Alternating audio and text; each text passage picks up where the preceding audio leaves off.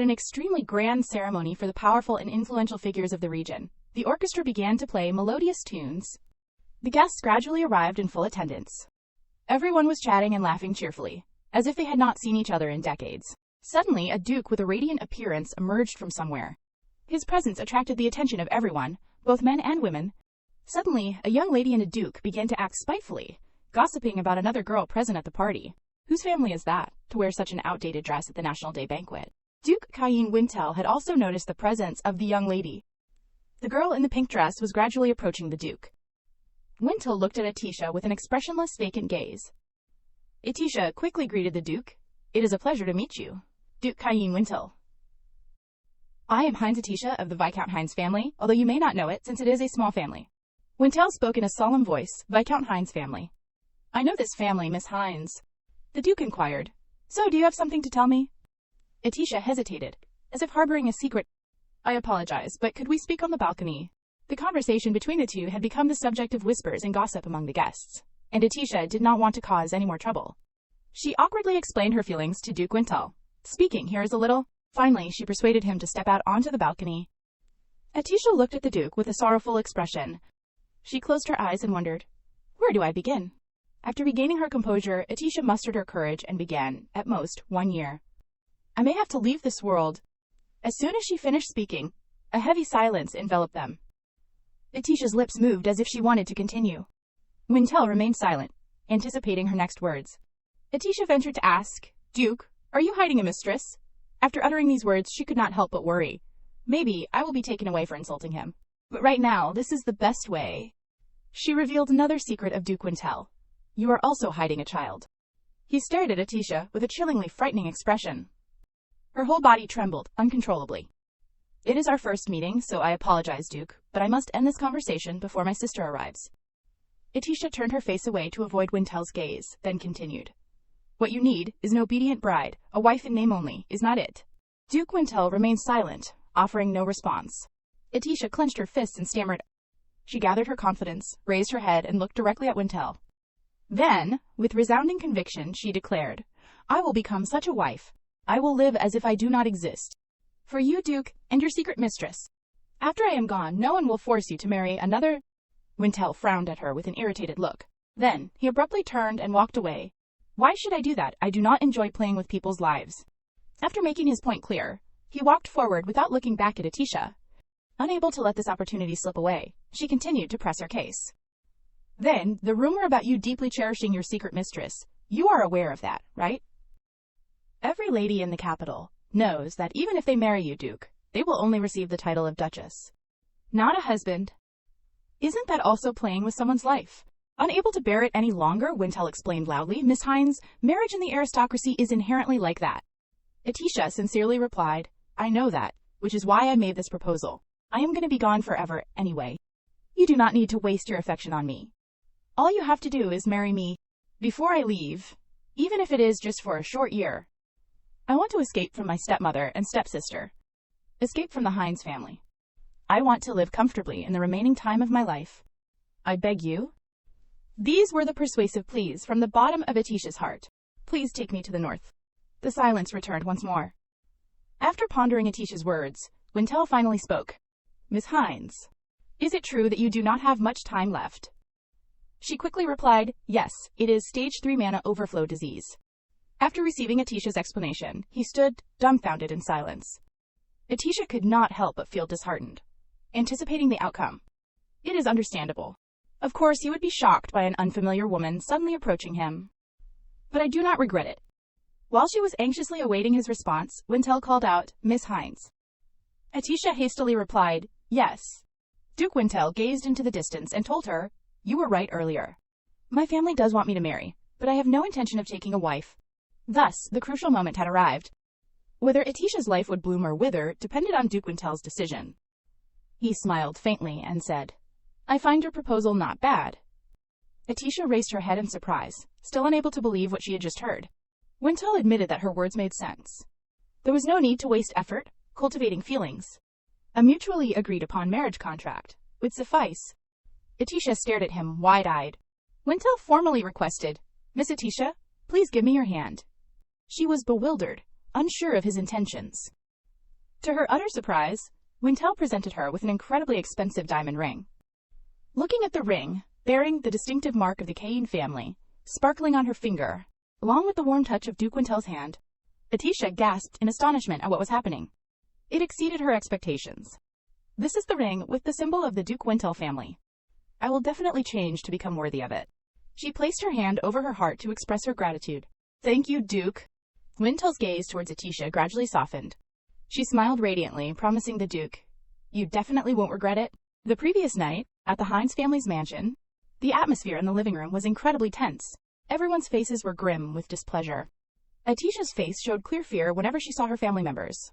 Her stepmother, Dorothea, snapped at her. "I am busy, so why did you call me? If there is nothing special, you better prepare to be punished." Under her pressure, Atisha became flustered. A few days ago, the doctor diagnosed manhwa overflow disease. Atisha's tears of sorrow flowed freely. Her stepsister, Larian, asked curiously, "What is manhwa overflow disease?" Atisha meekly explained. "It is a terminal illness." Her stepmother asked loudly in a sarcastic tone, "You mean because too much manna has accumulated in your body, you have become ill? If it is not stable, you will explode and die." Atisha sobbed. "Yes, it is already stage 3. I only have 1 year left. What should I do now?" Her cries grew louder. Instead of offering comfort, her stepmother made a decision. "Atisha, it seems we have to cancel your 20th birthday party." Her words left Atisha stunned and speechless. Her father, instead of defending her, sided with her stepmother. "That is right. We can't know when something will happen to Atisha." Her stepsister Larian joined in, ostracizing her. "That is right. It is so scary. You should not leave your room. What if you explode right in front of me?" "It is not a big deal." With that, the three of them stood up and left heartlessly. In the pitch-black room, Atisha felt numb. She had hoped for care and comfort, but all she received were harsh words. Tears of sadness rolled down her gaunt cheeks. "I always thought it was because I was different from everyone else." Since childhood, she had endured her father's wrath. "It seems you have to be beaten today to understand what others are saying. It is because I am so slow that I can't speak clearly." Her stepsister Larian continuously bullied and physically abused her. "I told you to just do what I say, Atisha." She blamed herself for everything, believing she was not loved because of her flaws. Her stepmother always criticized her appearance. "Just wear Larian's clothes." "That is enough. Your hair is dull, so there is no need to wear new clothes." But that is not it. Not father, not stepmother, not even Larian. It is just that they do not love me. I do not have a family. Ever since I mentioned the manna overflow disease, I have not been allowed to leave the mansion. Outside in the hallway, the servants gathered in groups to gossip. "I heard Duke Wintel is looking for a bride. Is it Duke Wintel from the north? It must be nice to become a duchess." "What duchess? Duke Wintel already has a mistress." Atisha stood behind the door, overhearing their entire conversation. A daring thought crossed her mind. If leaving is the same no matter where I go, then I want to leave the Hines family. Back in the present, Atisha stood before Wintel and promised him, "You absolutely won't regret it. And I apologize, but could you announce our marriage soon, if possible, during the National Day celebrations?" Wintel quickly asked, "So you want to leave here and go to the north as soon as the National Day celebrations end?" Atisha replied with a melancholic voice, "Yes, if possible." Seeing his prolonged silence, she hesitantly asked, "Is it not possible?" "Actually, for a nobleman of the Duke's status, it is customary to announce the engagement first, and then choose a suitable time to announce the marriage. Suddenly announcing the marriage like this would spark false rumors that it is due to some incident. I am not afraid of damaging my reputation, but what about Duke Cain's reputation?" Understanding this, Atisha did not dare to ask for too much. "If it is too rushed, you can announce the engagement first. You will have to explain the situation to your mistress as well."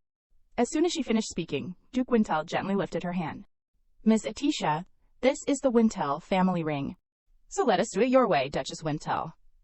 You understand what it means, right?" Receiving his favor, Atisha beamed. "Thank you so much, Duke." According to rumors, the Duke of the North is like a savage and cruel war hero. His personality is also cold and frightening. Is he being kind to me because I am the one who will become the Duchess, even if it is just a title? If not, is it pity? No, whether it is courtesy or pity for this fake wife, it is not something I should question. After some thought, Atisha asked Wintel, "If that is the case, I want to announce it on the last day of the National Day celebrations." Back in the bustling banquet hall, after seeing Atisha's appearance, everyone continued to gossip about her. "Look, there she is. Could it be that Miss Hines will marry Duke Wintel? How could that be? If it were the eldest daughter, maybe, but the second daughter is a bit...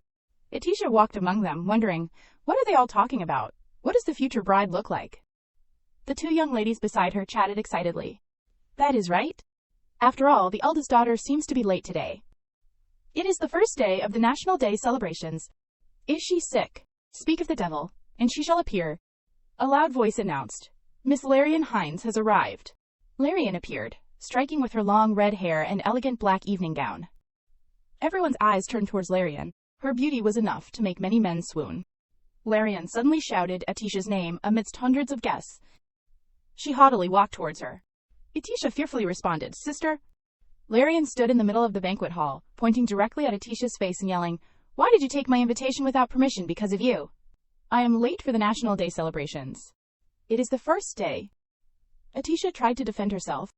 I came with the Hines family invitation. I did not take yours, sister. Larian's wickedness surged. She leaned close to Atisha's face and said bluntly, Everything that belongs to the Hines family is mine. As her arm was squeezed tightly, Atisha cried out in pain, Let me go, sister. Larian, with her possessive nature, declared to Atisha, You are a Hines too, so you are also. So you have to obey me. I told you not to leave your room. Why did you come to the National Day celebrations, a place you never cared about before? Larian spoke while lightly touching Atisha's pink, flowing hair. Then she gave a devilish smile. Every day, you just hold your doll and sing without getting bored. Is it because I do not play with dolls? Back in the past, Larian had been in the room, telling Atisha, Look in the mirror. She grinned and asked, Isn't this makeup beautiful? Atisha marveled at her sister's makeup skills. She readily replied, Yes, sister. Can I show father and mother? Suddenly, Larian's face darkened, and her tone became ominous. Why? Atisha innocently chuckled. Because you made me look so beautiful. In a blink of an eye, her long, flowing hair was chopped off by her sister, Larian. Holding sharp scissors in her hand, she asked Atisha, You wanted to show it to others? Don't be like that. Seeing her short, ugly hair in the mirror, Atisha could only cry. Larian approached and gently wiped away the tears on Atisha's cheeks, telling her, You are my doll. Larian had made headlines with shocking incidents like, Miss Hines burned the Countess's table. Miss Larian Hines tore the prince's favorite painting. Larian was a spoiled child who knew no bounds. If she liked something, she had to have it. And if she did not like something, she would destroy it. At first, everyone blamed Larian's behavior, but some people found her actions amusing. Because she is Miss Larian, she can do that. I am waiting to see what Miss Larian will do next. As long as it is Miss Larian, no matter what she does, people will adore her. Miss Larian is more beautiful and formidable than anyone. She always caressed Atisha's face. You are my doll. My doll only. Larian whispered in Atisha's ear. So, with that, she dumped a bucket of water over Atisha. I can't let others see you. Back in the present, the two sisters stared into each other's eyes.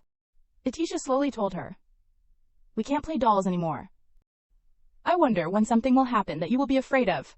Faced with Atisha's attitude, Larian flew into a rage. That is, right, I am scared? Because I am scared, go back to the mansion right now. Don't move a muscle. Just stay inside. Usually, at times like this, she would have no choice but to obey Larian. Because Atisha Hines was obedient, timid, and weak, she could not fight back even when treated this way. But not anymore. Atisha finally stood up for herself. She firmly pushed Larian's hand away and declared, I do not want to. I am not going back. I will attend the party. Seeing Atisha daring to defy her, Larian's fury boiled over. What did you say? Atisha used all her strength to say loudly, Can't you hear me? Go home. Or else, not just today, but every day. I will attend until the end of the National Day celebrations. Whether you go home or not is up to you. With that, Atisha turned and walked away. Larian stood behind, biting her lip in frustration. Unable to contain her anger, she lunged forward and grabbed Atisha's clothes. Larian raised her other hand, preparing to deliver a resounding slap to Atisha. Anticipating her next move, Atisha quickly closed her eyes in fear. But she waited, and nothing happened. She slowly opened her eyes to check. What? I was about to be hit. It turned out that Duke Wintel had played the hero, stepping in to stop Larian's attack and rescue Atisha. He sternly questioned Larian. What are you doing? She gasped in astonishment, realizing that the person standing before her was Duke Wintel. He spoke frankly to her. Didn't your family teach you any manners? With violent behavior like this, you look more like a thug. Larian smirked, thinking, So what if you were Duke Wintel? Duke, I am Larian Hines. My hand hurts, so let go of it. Before complying with Larian's request, Wintel reminded her, fine, but there won't be a second time. Larian feigned confusion, asking Wintel, what do you mean, what second time? The Duke issued a serious warning. If you raise your hand against Miss Atisha Hines again, your hand won't be intact next time. Larian could not believe that someone dared to confront her for the first time. What? Wintel then ignored her, and turned to Atisha with concern. Miss, are you all right? Atisha replied. Yes, Duke, I am fine. Given the events that had just transpired, Wintel could guess. Because you are always like this, that is why you came to the north. Atisha was speechless at his question. Looking at everything in front of her, Wintel could only exclaim, how chaotic. Larian, standing outside, still would not leave her alone. Overhearing the conversation between the two, she yelled, the north, what is going on? Atisha, what is the meaning of this? The guests also started gossiping. Miss Atisha and Duke Wintel are going to the north, the two of them. Larian ran to Atisha and interrogated her. What do you mean, going to the north? Look at me and tell me properly, where do you think you are going? Atisha mustered all her courage to retort. It is between me and the Duke. It is none of your business. The more secretive she was, the more Larian's anger flared. Don't lie, since when do you know Duke Wintel? Seeing the situation escalating, Wintel approached and called out, Miss Hines. Larian immediately replied, what is it, Your Grace? Wintel told Atisha, Miss, I will consider our previous agreement null and void. Hearing his words, Atisha's heart skipped a beat, thinking the marriage proposal had been cancelled. Well, even if I were Duke Cain, I would not marry the daughter of a family that behaves like this, she thought. However, that was just her assumption. In reality, Duke Wintel stood before hundreds of people and announced, I will now make an announcement that I had planned to make on the last day of the National Foundation Day celebrations, 2 days from now. Atisha stood beside him, bewildered, not knowing what he would say next. Wintel said very seriously, I will announce my marriage. Larian reacted extremely strongly to this earth-shattering news. What, marriage? Wintel took Atisha's hand and raised it. The diamond ring on Atisha's finger radiated a dazzling light. He confidently declared to everyone, Miss Atisha Hines will become my wife. She will become a Wintel, not a Hines. If anyone tarnishes her reputation, they also tarnish the reputation of me, Duke Cain Wintel. His words deeply moved Atisha. Wintel added, this is an oath in the name of God. Those present were stunned by the shocking news. What is going on? Are they really getting married? Larian's face darkened. Impossible, my Atisha marrying Duke Cain Wintel. Why? Atisha's condition is not normal. She is sick. Atisha was terrified that her sister would reveal her illness to everyone. What if she talks about my excess magic here? If the truth that Wintel's new duchess is terminally ill gets out, his vassals might pressure him to marry someone else. Atisha approached Larian and whispered, Sister, listen. I will become Duchess Wintel. And then I will leave that house. Upon hearing that Atisha would leave the house, Larian became even more frantic and threatened her. No way, Atisha, you have made the wrong choice. You are sick. You are not normal. Your hair has become strange, has not it? Larian's eyes widened, as if she wanted to devour Atisha alive. Atisha looked at her with frightened eyes. What are you talking about? Larian started speaking in a sympathetic tone. Oh, my poor little sister, such a sweet but foolish child. I am so sad. I can't let this go. I really should lock you in your room. It is so scary. You are not normal. Wintel could not stand it anymore, and spoke up for Atisha. Larian Hines. If anyone here is abnormal, it is you. Larian was furious that the Duke dared to speak to her like that. What? He pointed at Atisha and solemnly reminded Larian, I said that Miss Atisha is the one who will become Duchess Wintel. Tarnishing Atisha's reputation is tarnishing the reputation of Duke Cain Wintel. Get out. Larian stubbornly refused to accept this. No way, Wintel continued to demand loudly. Get out of my sight. Until the end of this National Foundation Day banquet, stay in the mansion. And do not appear again until Miss Atisha and I leave for the north. Larian's world seemed to darken. She cried out Atisha's name in despair. Come back to me. Return to the mansion, to your room. This time, we will play dolls together.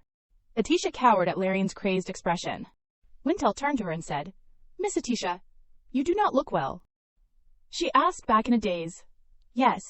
He reminded her with concern. You should go and rest for a bit. He then extended his hand to take Atisha's, and so the two of them left hand in hand, leaving Larian standing in the middle of the banquet in the worst possible mood.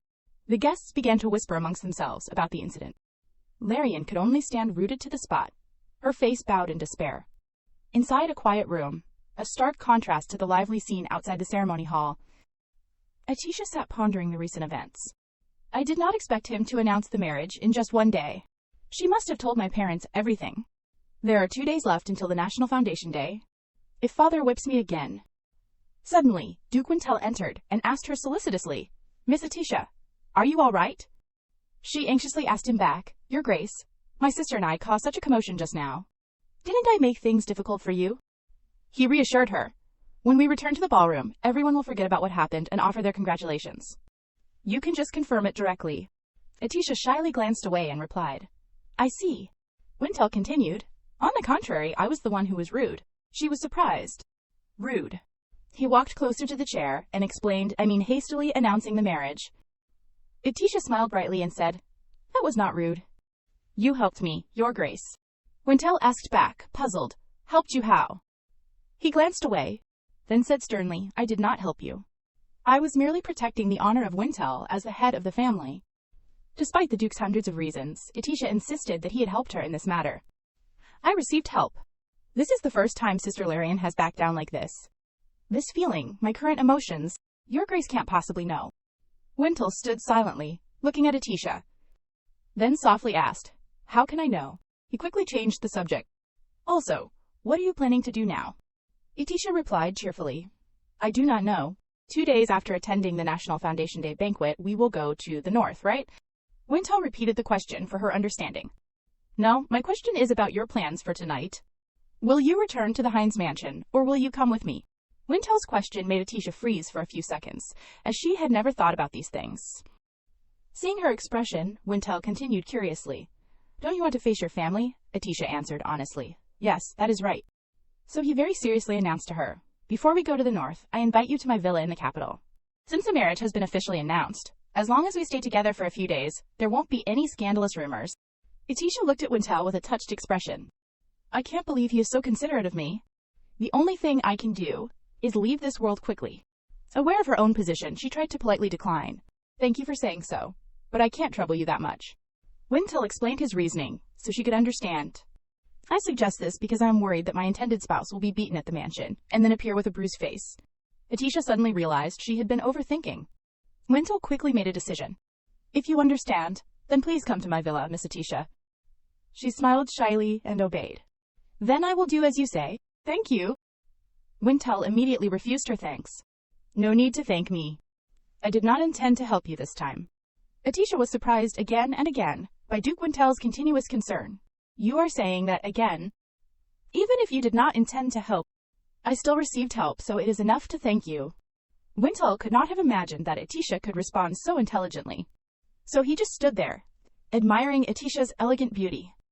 Could our Duke Wintel have been struck by love at first sight? Back at the Heinz family mansion, after hearing the earth-shattering news, Atisha's father jumped up and shouted, Marriage! Atisha, with Duke Cayenne Wintel. Impossible, that girl has no talent to become a duchess. Dorothea, standing next to him, added fuel to the fire. That is right, and there are rumors that Duke Wintel already has a mistress. Varon also wondered, without the family's consent, how can our daughter? Larian suddenly rushed in, as if chased by a ghost. That is right, mother and father, Atisha can't get married. She will come back to me, to our family, right? Dorothea sneered with an annoyed expression. Of course. Letting someone like her leave the house? What will become of the family? She is not good at anything, she is still so lacking. Suddenly, Varon changed his mind. Wait a minute. Thinking about it, there is no need to cancel this marriage. Her marrying Duke Wintel means we can forge a connection with him. We can expand our business to the north. We could build a new railway line there. Seeing her father change his mind, Larian could not accept it. She yelled at her father in a wail-like voice. Varon slammed his hand on the table and firmly advised his daughter. Calm down, Larian. This is a valuable opportunity. Larian reminded him. But father, Atisha is dying. She has excess magic. Dorothea chimed in with her daughter, telling her husband. That is right. How can we let a child with excess magic out, if something happens at a place like that banquet? What about the burden afterwards? Varon smiled wickedly and told everyone. That is why we have to send her to the north as soon as possible. Larian and her mother were startled by their father's decision. What do you mean? It turned out he had already calculated all the possible scenarios. If she goes to the north quickly, then even if an accident happens, it will happen in the north. We just have to pretend we do not know about her excess magic. Fortunately, the doctor who diagnosed Atisha is our family's private physician. As long as we silence him, we do not have to worry about the truth being revealed. There is not much time left before she leaves this world. During that time, I will try to negotiate with the Wintel family to bring in more benefits from the north. Isn't that right? Larian jumped up and down again. I do not like it, I do not like it, I do not like Atisha becoming a Wintel. Atisha should be locked up obediently, in our mansion, mother. Say something. Her mother started to ask, so what are you going to do now? If she marries Duke Wintel, they will have to pay a large dowry, won't they? Veron replied with a gleeful smile, full of confidence. I have thought about it all. You and Larian stay out of this. I will handle it myself. Outside the banquet, a carriage was waiting. Inside the carriage were Atisha and Wintel. She looked at the scenery through the window. I am riding in a carriage with the Duke, the person I just met yesterday. It is amazing. And it is the first time I have been out for so long. She turned to look at the Duke. Her eyes lit up, unable to close, captivated by his handsome features. Duke Cain is often called the second most handsome man in the Empire, but that is probably a lie. Because the first one is obviously His Majesty the Emperor, that is why. To me, Duke Cain is the most handsome. The Duke and His Majesty the Emperor have been friends since childhood. Because when His Majesty was still a prince, he grew up in the north, not the capital. They fought together on the battlefield. Handsome people are close to each other. Suddenly, Duke Wintel called out, Miss Atisha. She was startled and thought to herself, did I stare at the Duke too? Obviously, immediately after she quickly replied, yes, your grace. He asked curiously, can you handle the cold? Atisha's eyes widened, bewildered, not understanding why he was asking this. Wintel explained kindly, it is quite cold in the north. You know, it is not a good environment for sick people. Atisha confidently replied resolutely, although I can't handle the cold well, I will behave myself so you do not have to worry about me. Especially during the journey to the north. I will try not to be a burden. Wintel sat silently at Atisha's painfully understanding words. If you go to the north, it will be very difficult to see the people of the capital again. If there are any friends you want to contact? Atisha shared sadly, Your Grace, I do not have any friends. As soon as I talk to people my age, Sister Larian interferes and stops me.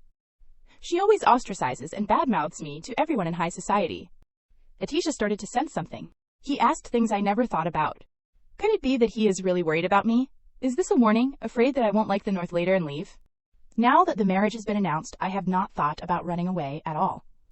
Wintel spoke again. If so, Miss Atisha, may I ask you one last question? There is something I need to clarify. Atisha readily replied, Of course. Please, go ahead. He seriously asked, Do you want to cut ties with the Hines family, or do you want revenge and an apology from them? Atisha became flustered by this difficult question. Suddenly, the carriage hit something on the road, causing it to brake abruptly. Atisha instinctively closed her eyes and fell forward. Fortunately, Wintel managed to reach out and catch her in his arms. He gently asked, Are you all right? Atisha blushed crimson with embarrassment. Flustered, she could only say, I am sorry. Wintel said, Don't say that. It is the coachman's fault. You do not need to apologize. His concern made Atisha's heart flutter even more. Wintel added, When we arrive at the villa, I will reprimand the coachman. Atisha looked up at him and thought, His voice is deep and cold, but the Duke's embrace is so warm. She also spoke up for the coachman. No, the road is bumpy. It is not the coachman's fault. It must have been a loose stone. There is no need to punish them. Wintel held her tightly and praised her. Miss Atisha, you are so kind. However, those who make mistakes must receive appropriate punishment. Atisha also noticed something. I do not know why, but I feel like the mistake and punishment the Duke is talking about are not referring to the coachman. The Duke's voice echoed in her mind. Do you want to cut ties with the Hines family, or do you want revenge and an apology from them? Perhaps because we are close enough to feel each other's breath, I can sense the Duke's feelings. Atisha looked directly into his cold eyes, feeling their heat. A burning desire for revenge, hidden beneath those icy eyes. She could not help but wonder, revenge against whom? Atisha lowered her head and softly asked, Your Grace. What is it? Even now, she could not do anything. Even leaving the Hines family required a lot of courage, so she had never imagined revenge against them.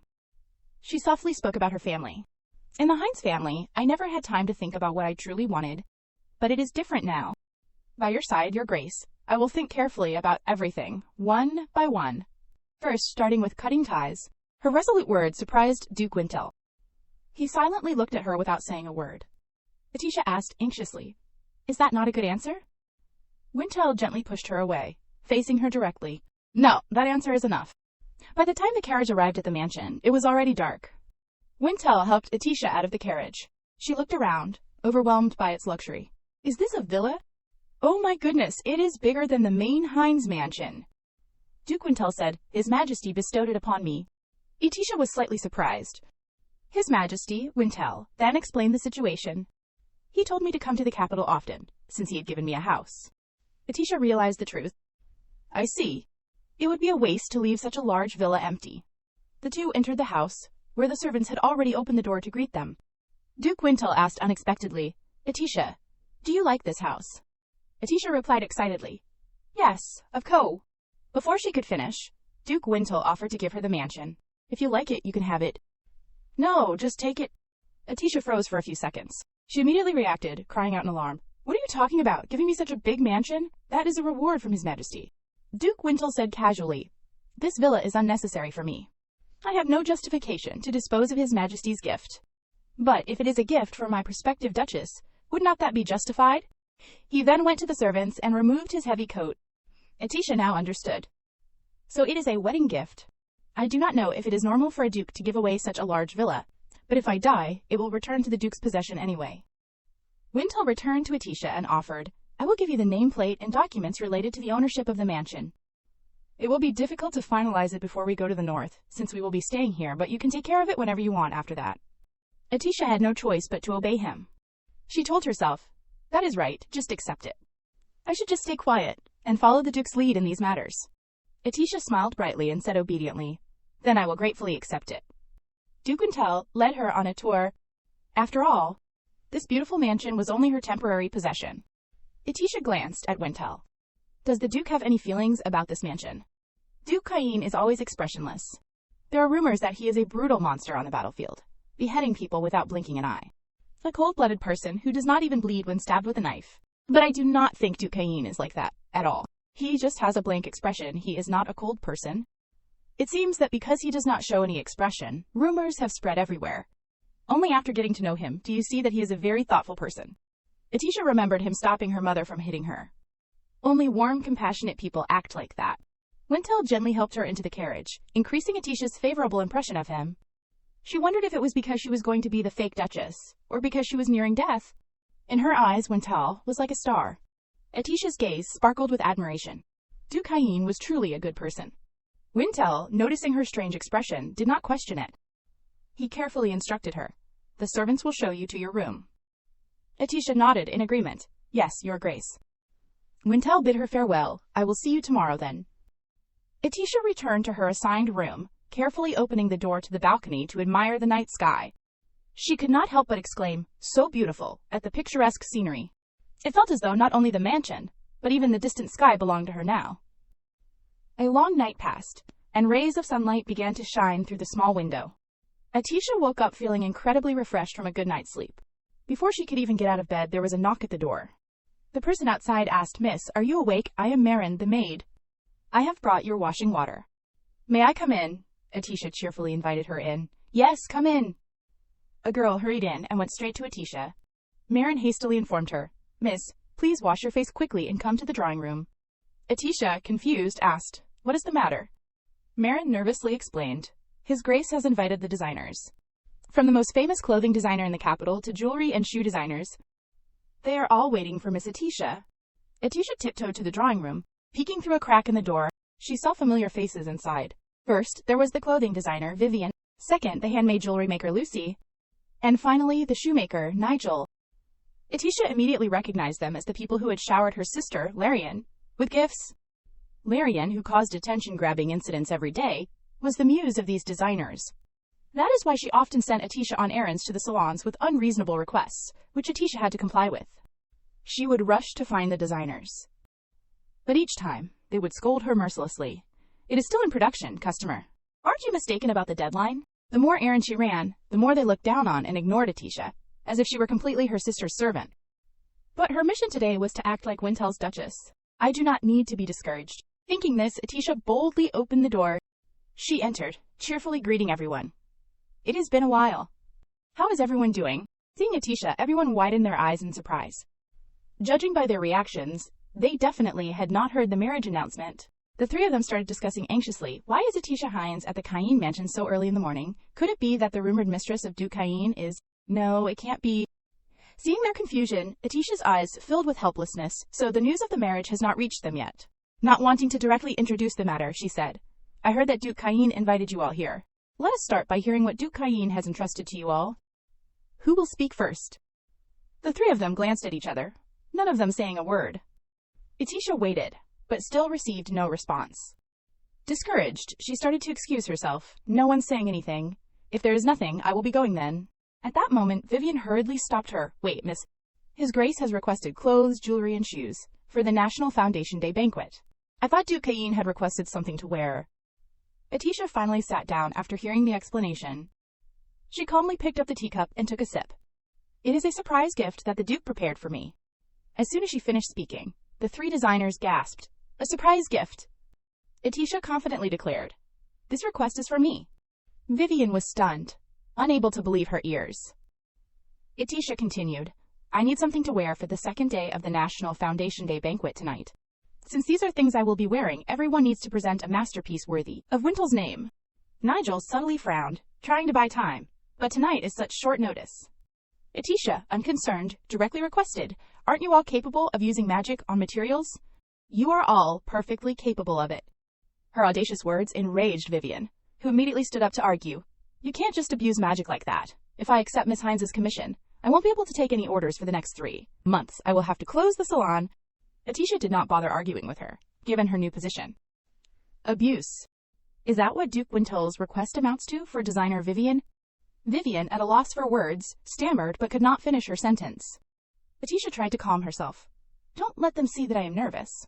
I have to appear calm. My role is to create a smokescreen as the mistress. The more attention I attract, the more satisfied the Duke will be. Atisha closed her eyes and encouraged herself. Be confident. Think about imitating Larian. If it were her in this situation, she would definitely yell, if I say bring it, then bring it. Even if you have to threaten to get it done, bring it. Atisha would not dare to act so rudely and violently, even in her dreams. No matter what, I do not want to become like that.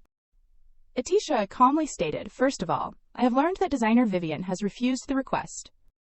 What about the two of you? Lucy and Nigel looked at her awkwardly, not daring to say a word. Atisha waited for their answers. Seeing her unusually firm gaze, Lucy hesitated. What is going on? Is Atisha Hines really the Duke's mistress? But what does the Duke see in such an ordinary woman? Nigel also had his own thoughts. Is she showing off about coincidentally staying at the mansion? Vivian could not stand it any longer and stood up to ask. Miss Hines, what is your relationship with His Grace? Atisha immediately scolded. How rude! How dare you ask about a client's private life? Vivian was furious but could not say anything. At that moment, the Duke's voice sounded from outside. Miss Atisha, may I come in? Hearing his voice, Atisha's expression immediately changed into a bright smile. Your Grace, please come in. The three designers quickly stood up. They respectfully bowed their heads to Wintel. It is an honor to meet your Grace. Wintel explained to Atisha, I am a little late because I had to inquire about the land. It turns out that ownership of this mansion includes ownership of all the surrounding land. Please place your hand on the sign. Although Atisha did not understand, she complied. She placed her hand on the sign, and a light flashed. Wintel announced, from now on, the owner of this mansion is Miss Atisha. The three designers were shocked. The mansion and even the land, even for a mistress, this is too much. Lucy suddenly noticed the royal ring on Atisha's finger. Lucy finally realized, not a mistress, but the future duchess. Lucy stepped forward under the surprised gazes of the other two.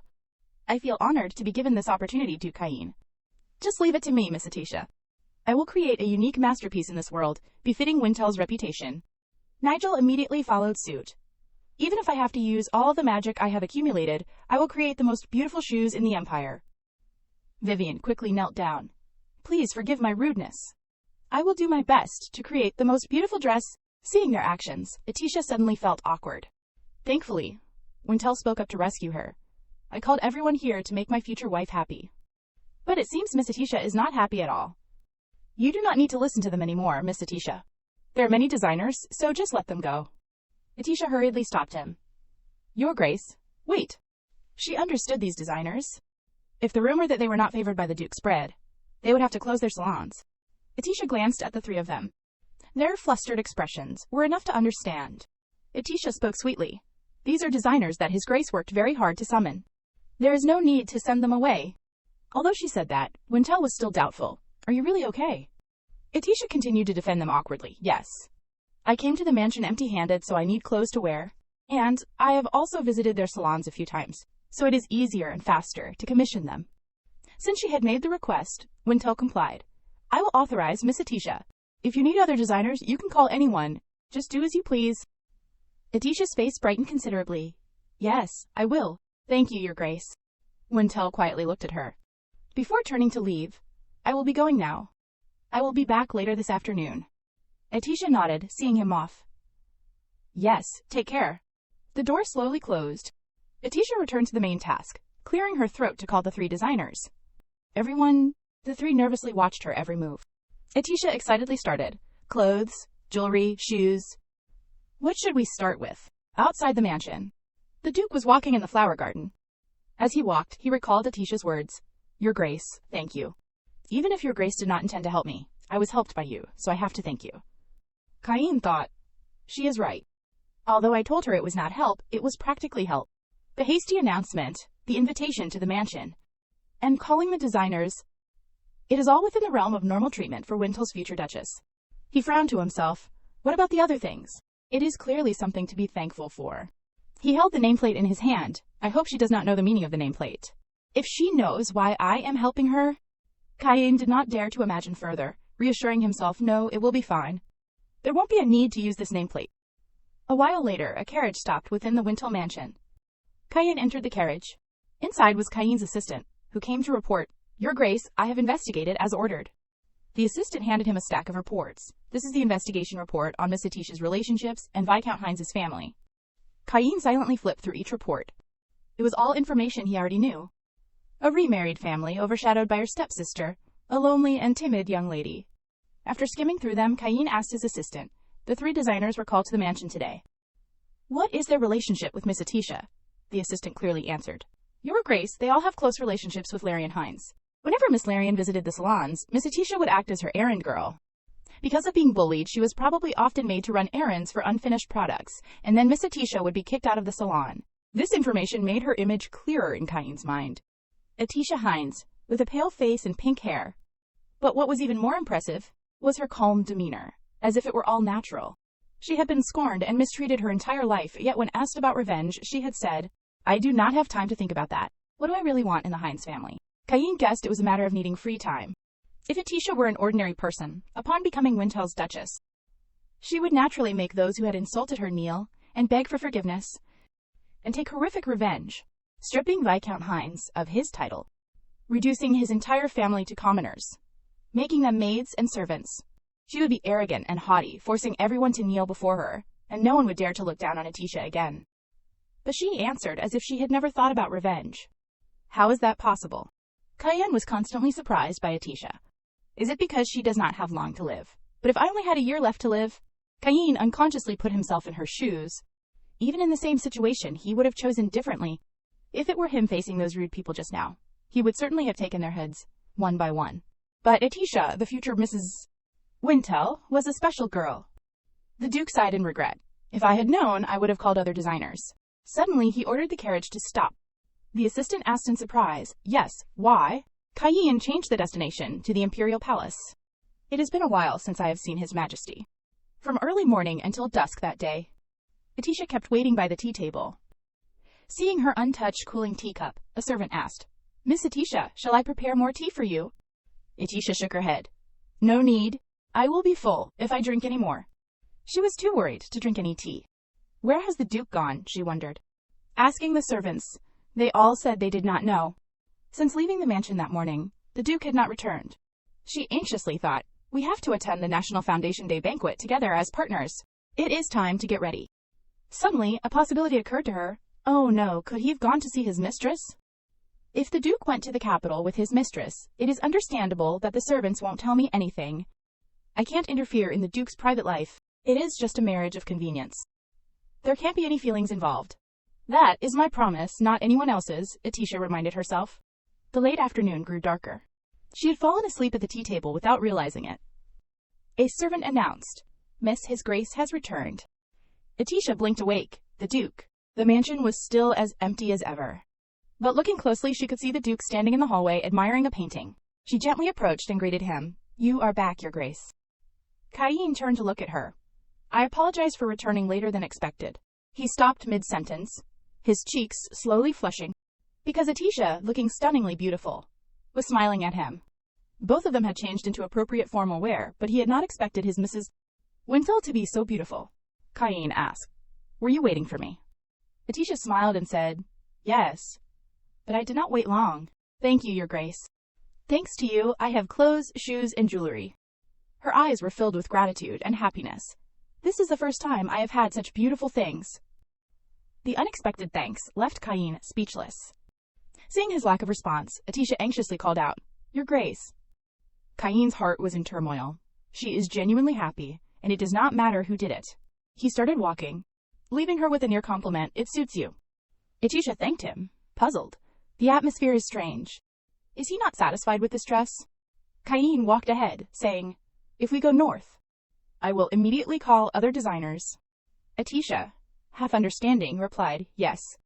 She glumly thought, he really does not like it. It was now the second day of the National Foundation Day. At the banquet, the nobles gathered and gossiped. "I heard there was a big commotion yesterday, right?" A curious lady asked. "You mean about Miss Hines? I heard about it." "My daughter told me." Another noble whispered regretfully, "If I had known something like that would happen, I would have attended the banquet from the beginning." Now, the nobles who had missed the precious scene from the previous day were all harboring doubts. Did Miss Atisha really become the Duchess of Wintel? Someone expressed their opposition. "Isn't Duke Cain like the snow mountain flowers?" That is right. No one dares to climb, and there is no opportunity to climb either. But now, that cliff has been conquered by a spineless, timid, and not even beautiful young lady. A superordinary person. Atisha Hines. Just as they were whispering, someone unexpectedly appeared. What a beautiful night. It was Viscount Hines, Atisha's father. The nobles exchanged glances. Miss Larian is pretending not to care about Miss Atisha's marriage news. What about Viscount Hines? Not wanting to cause a scene, the nobles greeted him warmly. "Congratulations, Viscount. What joyous news for your family." The Viscount stroked his chin arrogantly. "Indeed. It seems Atisha is quite fond of the Duke." These words confirmed the wedding news. The nobles were stunned, so Miss Atisha really became the Duchess. It seems Duke Cain fell in love with the young lady at first sight. Although the Duke is from the north and still young. They are both at the perfect age, are not they? The Viscount chuckled boastfully. The people around him were frightened. Is the rumor true that savage Duke Cain knows how to love? Viscount Hines shamelessly said, "It was the Duke who liked my daughter." He began to fabricate a story. They can't live without each other. His wicked purpose was to deceive everyone.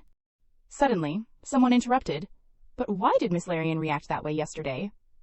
The Viscount chuckled. "Larian, as you know, our eldest daughter is still immature. We were afraid that the elder would be jealous of the younger, so we had no choice but to keep it a secret."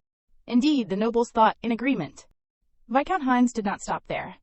After whitewashing his eldest daughter, he put on a sorrowful expression. "But everyone, I still have a worry." "What is it?" a noble asked. "What are you worried about? Everything is going so smoothly." Viscount Hines put on the mask of a victim. "I do not know, but Duke Cain said he would not accept any dowry." This news shocked everyone. "No way. What do you mean, no dowry? Impossible." They began to whisper and criticize Duke Cain. It is true, the marriage announcement yesterday was unprecedented. It seems Duke Cain is very protective of Miss Atisha. I agree. The Wintel family is not the type to care about a little dowry money. But still, is not it too much to completely forgo the dowry? Having successfully steered public opinion, Viscount Hines played the role of a good father enduring for his children. Isn't love always like this? Perhaps the Duke thinks that money can't buy love. The nobles criticized him even more. Oh my, this Duke Cain. The Duke of the North, a ruthless monster of the battlefield, a place where bodies pile up and swords clash.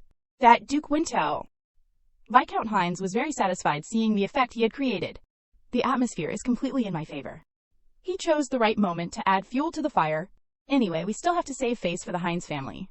How can we not send a dowry for our daughter's marriage? But the Duke is already very stubborn. Hearing this, the other nobles sympathized and comforted him.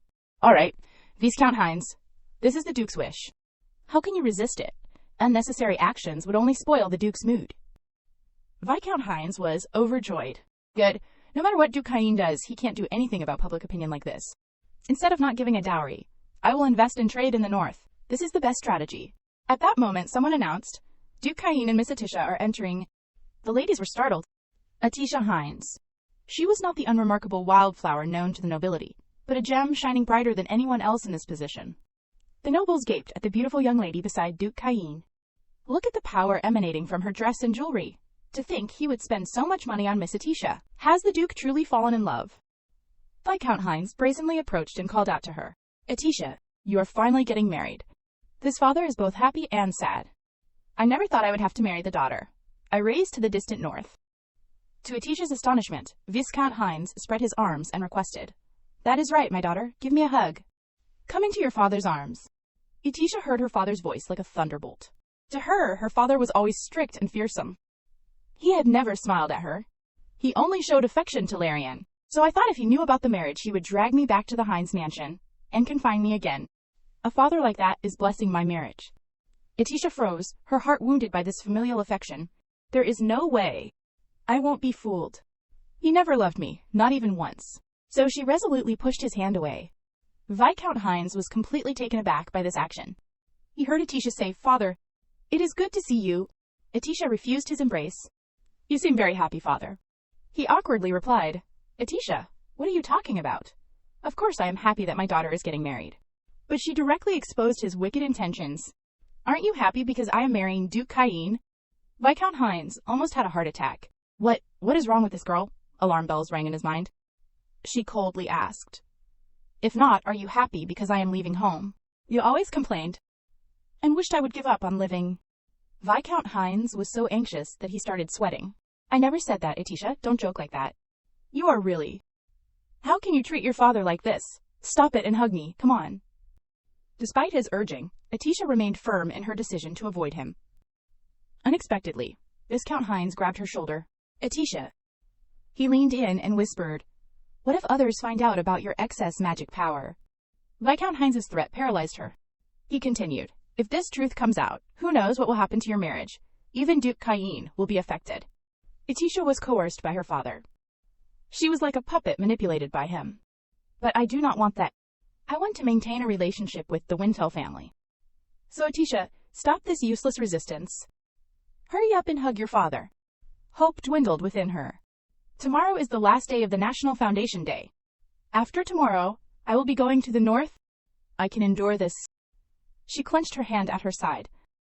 Just like always, Atisha gritted her teeth and resignedly took a step forward.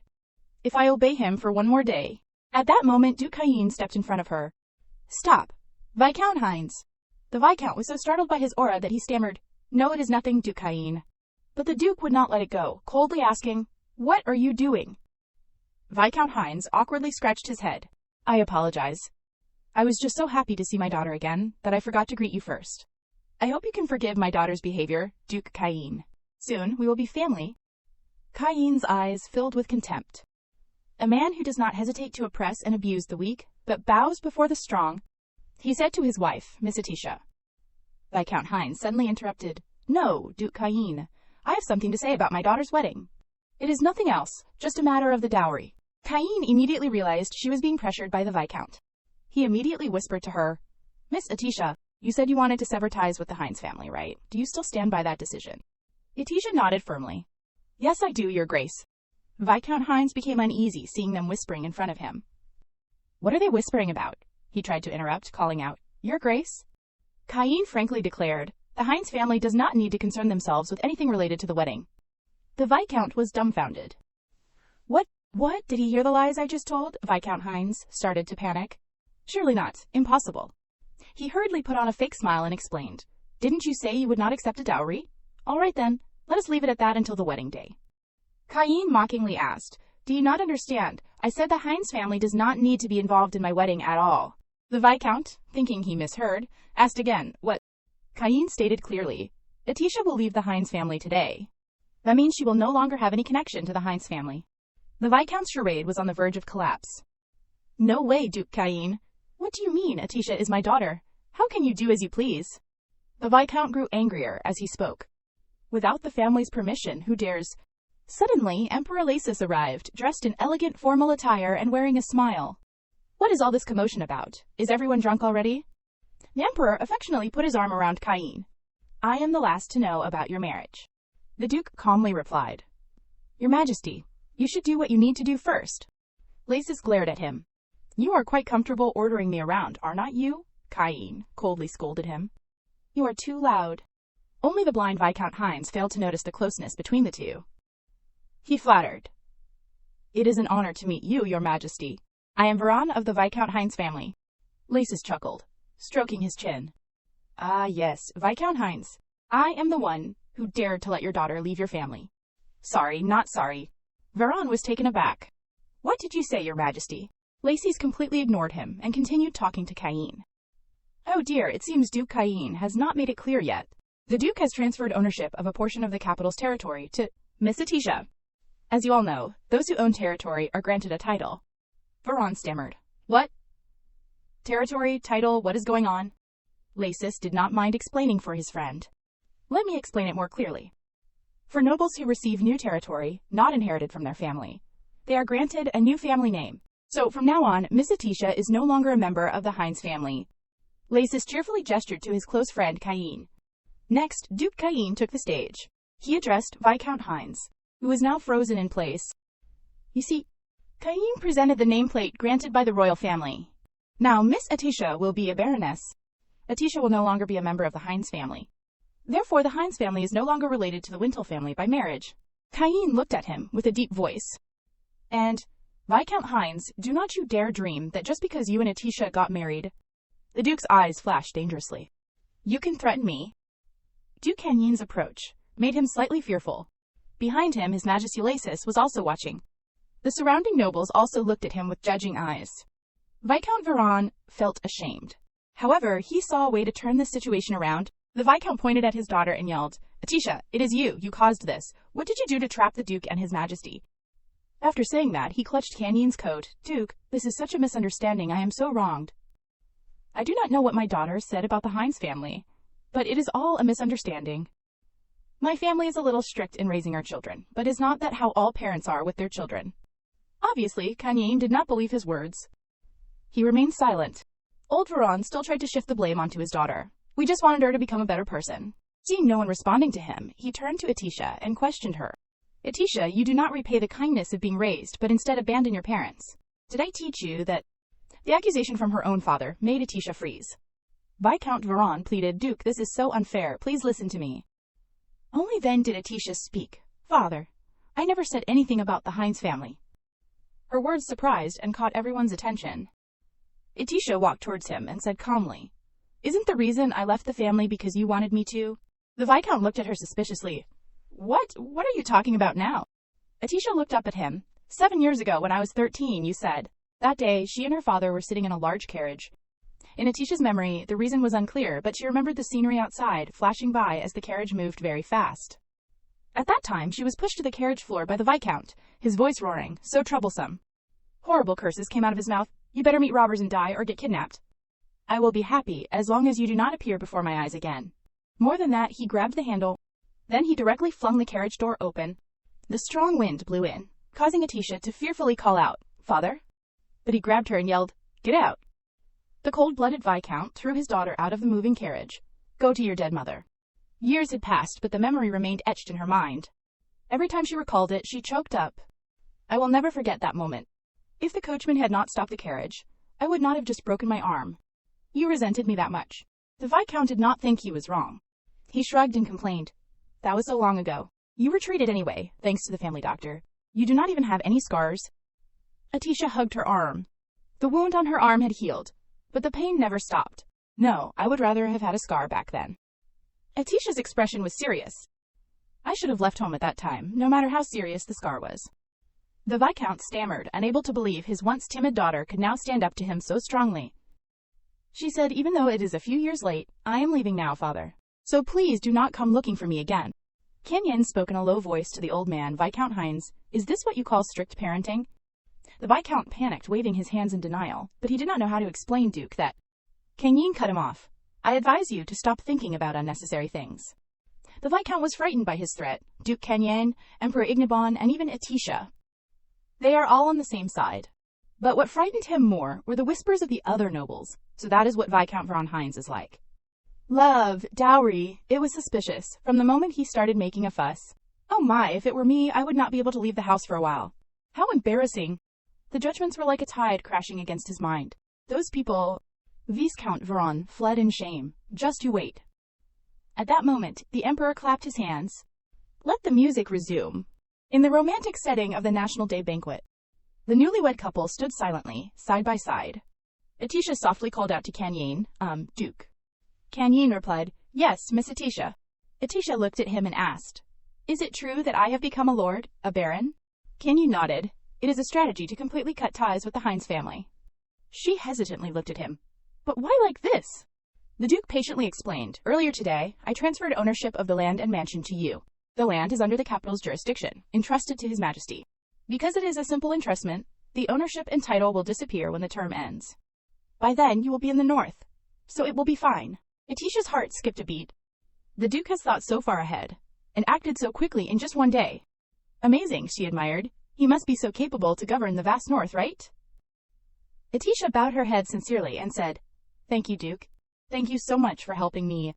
Kanyini took in all her actions. He scratched his head, replying awkwardly, I am glad it was helpful. I was worried it would be a useless act. Her eyes looked expectantly at Duke Kenyang. That is not true at all. I am so grateful to you, Duke. You are my benefactor. In her heart, she thought. This time, he did not say it was not help. He accepted my thanks. Kanyin suddenly added, Oh, the mansion is your gift. It won't disappear. Hearing that, Atisha hesitated slightly. She swallowed, mustering her courage to ask, Duke, why are you so good to me? Atisha did not know why she felt sad saying this. I am just a fake duchess. While saying these words, she could not even look directly into his eyes. The Duke arranged his words in his head and opened his mouth. That? His trembling hands showed that he was also very nervous. Kenyin's voice faltered. Atisha smiled, thinking, as expected, the Duke is clumsy at expressing his feelings. I also know about the rumors surrounding Duke Kanyin. But you are a very thoughtful person. Kanyin tried to express himself, Miss Atisha. I think you misunderstand. Actually, Just then, someone next to them interrupted the Duke. His Majesty Lasis waved and smiled brightly at them. So you are here. He approached Kanyin and put his arm around his shoulder. Although late, congratulations on your marriage.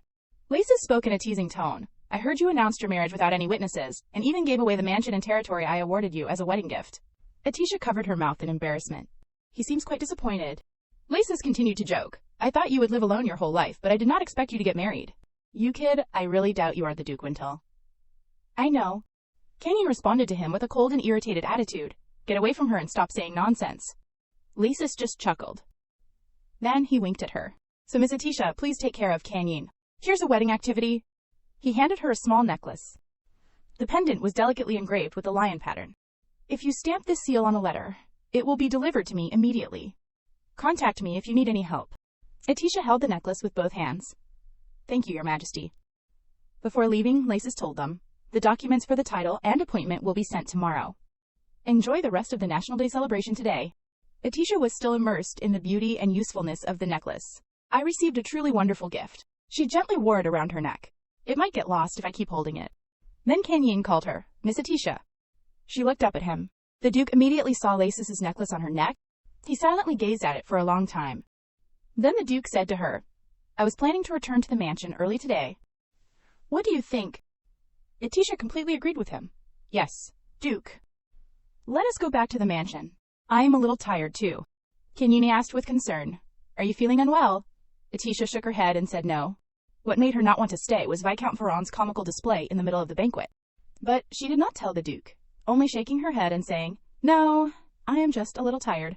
Atisha's hands rubbed together uneasily. She sighed inwardly. It has been a long day. Even so, tomorrow is the last day of the National Day celebration.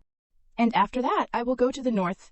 Meanwhile, at the Heinz mansion, Viscount Veron angrily pushed the door open and entered. His wife and daughter immediately ran out to see him. Father, how did it go? What about Atisha? Will she come home? What happened when you talked to Duke Kanyin? Old Veron suddenly roared, so noisy. Madame Dora was annoyed by his attitude. What? Why are you shouting like that? Not only shouting, Veron also kicked the furniture in the mansion to vent his anger.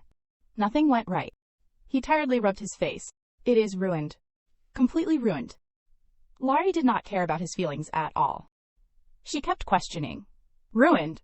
What? What do you mean? Viscount Veron slumped into a chair. I do not know how that Atisha girl seduced Duke Canyon, but she received territory, and even a title. She is completely leaving the Hines family. Larian was stunned. What? Atisha is not part of the Hines family anymore. She clenched her hand at her side. Then what is the point of doing business in the north? I told you we should bring her back. Atisha has to stay in our house. She gritted her teeth and said, Atisha, she is mine. This goes back 10 years, when Viscount Veron and Madame Doro first became a family. Little Atisha peeked out from behind her father, looking around. This was also the first time Larian saw her. After they became a family, when Larian was frustrated about moving to such a strange place, there was a small tail that always quietly followed her. Larian noticed and stopped. She asked Atisha irritably, What? Little Atisha was shy and did not dare look at her, but she did not hesitate to praise her. Sister Larry is the most beautiful person in the world. Atisha looked at her with the most admiring and sincere eyes. Sister Larry is really amazing. Everyone likes you. I like you the most. At that moment, only 4 words remained in Laurie's mind. So adorable. At the same time, controlling thoughts began to form in Larian's heart. If she could stay with me forever, that would be amazing. Not going out, not making any other friends, and not falling in love with any man. Always by my side, only by my side. Back in the present, Larian was so anxious that she unconsciously bit her nails. When Atisha suddenly talked about having excess magic power, just imagining her dying was terrifying. So I had no choice but to lock her in her room and not let her out. But now she is leaving, I won't be able to see her die. Just imagining it made Larian's world crumble. After a while, she regained her voice. Larian immediately ordered a carriage. She rushed towards the door. I have to bring Atisha back. Bring the carriage here immediately. Madame Doro shouted after her daughter in alarm. Larian. At this point, she was not listening anymore. Larian's mind was only filled with thoughts of Atisha. I should have done it sooner. Only I can bring Atisha back. I absolutely can't let her go. Even if she dies, she has to die by my side. Madame Doro chased after her daughter. Hey, you can't do this. The Duke ordered you to self-reflect. Going against his orders is dangerous. Larian struggled free from her grip. Mother, does that matter now? Let me go, Madame Doro hurriedly ordered the servants. What are you doing? Get Larian back to her room quickly. 2 maids restrained her arms and dragged Larian away. She shouted in protest, let go of me. But Madame Doro would not allow it. Don't let her get hurt. If Larian gets any scars, you will all be punished. Larian continued to struggle. No, I do not like this. Let go. Madame Doro locked her in her room. Keep her in her room until the National Day celebration is over. Absolutely do not let her out. In her room, Larian kept screaming, no, this can't be, Atisha. Night gradually fell. When Duke Canyon brought Atisha back to the mansion, the servants had been informed to welcome them. Welcome, Duke and Miss. Maid Marin came forward and said to Atisha, Please allow me to escort you to your room, Miss Atisha. Please follow me. Atisha followed Marin up the stairs. But the further they went, the more she felt something was wrong.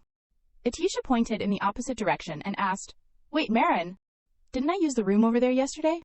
The maid smiled and explained. Yesterday, the madam's bedroom was not ready yet. It is prepared now, so you will be using the madam's room. You will be the future duchess after all. Marin's words made her blush shyly. Seeing her hesitation, Canyon politely said, If it is inconvenient, you can use the guest room you slept in yesterday.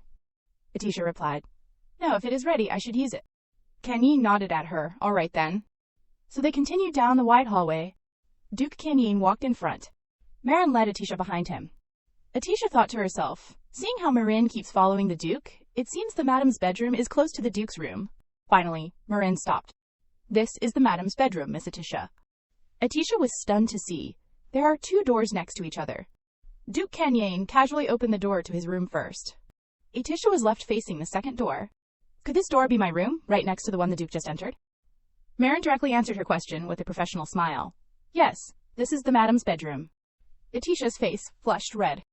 Right next to Duke Canyon's room, since I am the future duchess, it is only natural, right? I have to get used to it. Atisha stamped her foot resolutely. All right, let us go. Marin led her inside. It was a beautiful, large room, but Atisha still could not shake her nervousness. Just thinking about the Duke's room being next door makes me so nervous. And this place is bigger than I thought. Marin began to explain the interior layout to Atisha. This is the bedroom. This side is the dressing room. Over there is the personal study. As Marin pointed to the inside corner to continue the introduction, and you can see over there, Atisha interrupted, It is okay. You do not have to explain everything one by one. Atisha told herself, I am going to the north tomorrow anyway. She turned and said to Marin instead, could you help me take off this dress? Marin immediately replied, yes, miss. The white dress was carefully hung on a rack, and Etisha was soaking in the bathtub. At this time, Marin reached out to Etisha and suggested, let me put away your necklace, miss. But Etisha refused. No need. Just prepare another dress and jewelry for me. I will keep the winter ring. As night deepened, the lights were extinguished one by one. Marin left the room with a farewell. Good night, miss.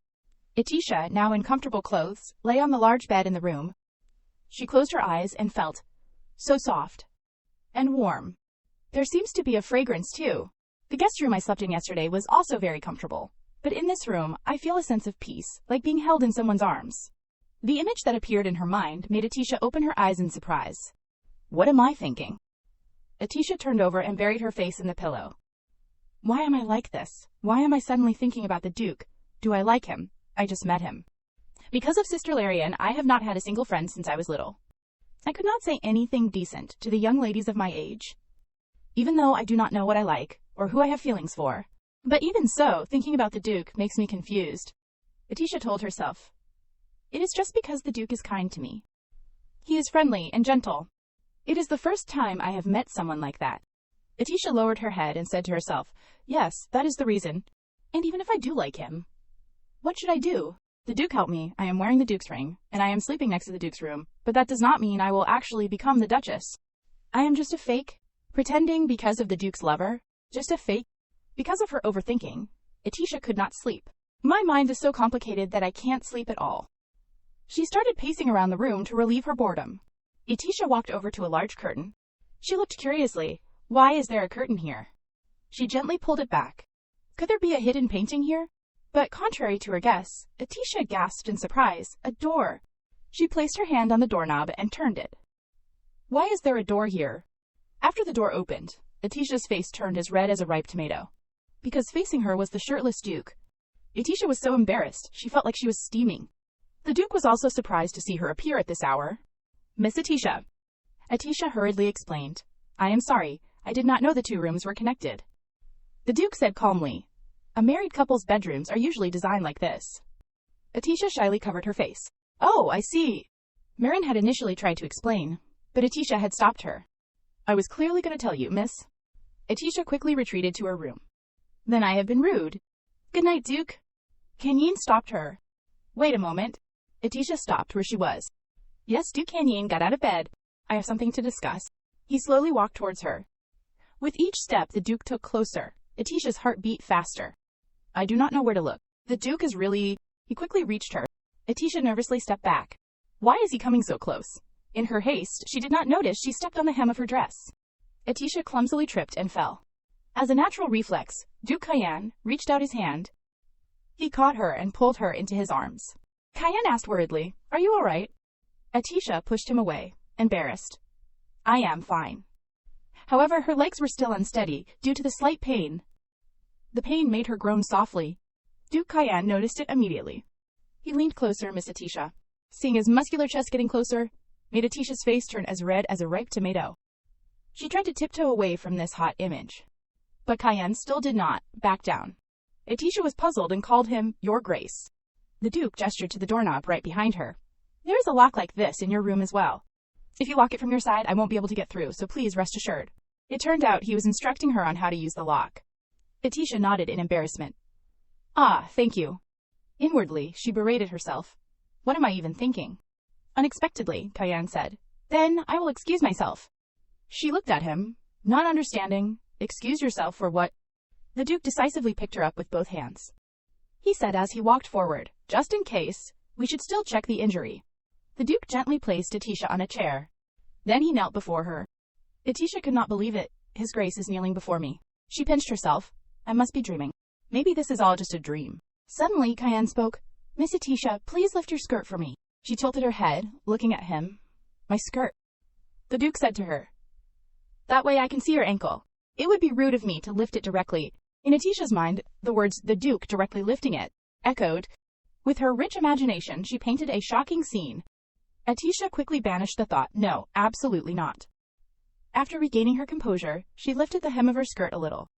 The Duke's expression remained completely calm, not fluctuating at all. Atisha felt the silence become awkward, so she started to speak. May I ask what you wanted to discuss? The Duke immediately replied. It is about Maid Marin. She asked him, what about Marin? The Duke began to elaborate. Maid Marin wants to go to the north with you. It seems she wishes to continue serving you in the future. Atisha was not very happy if Marin said so. But the north is far away, and once we go, it will be difficult to come back. The Duke told her.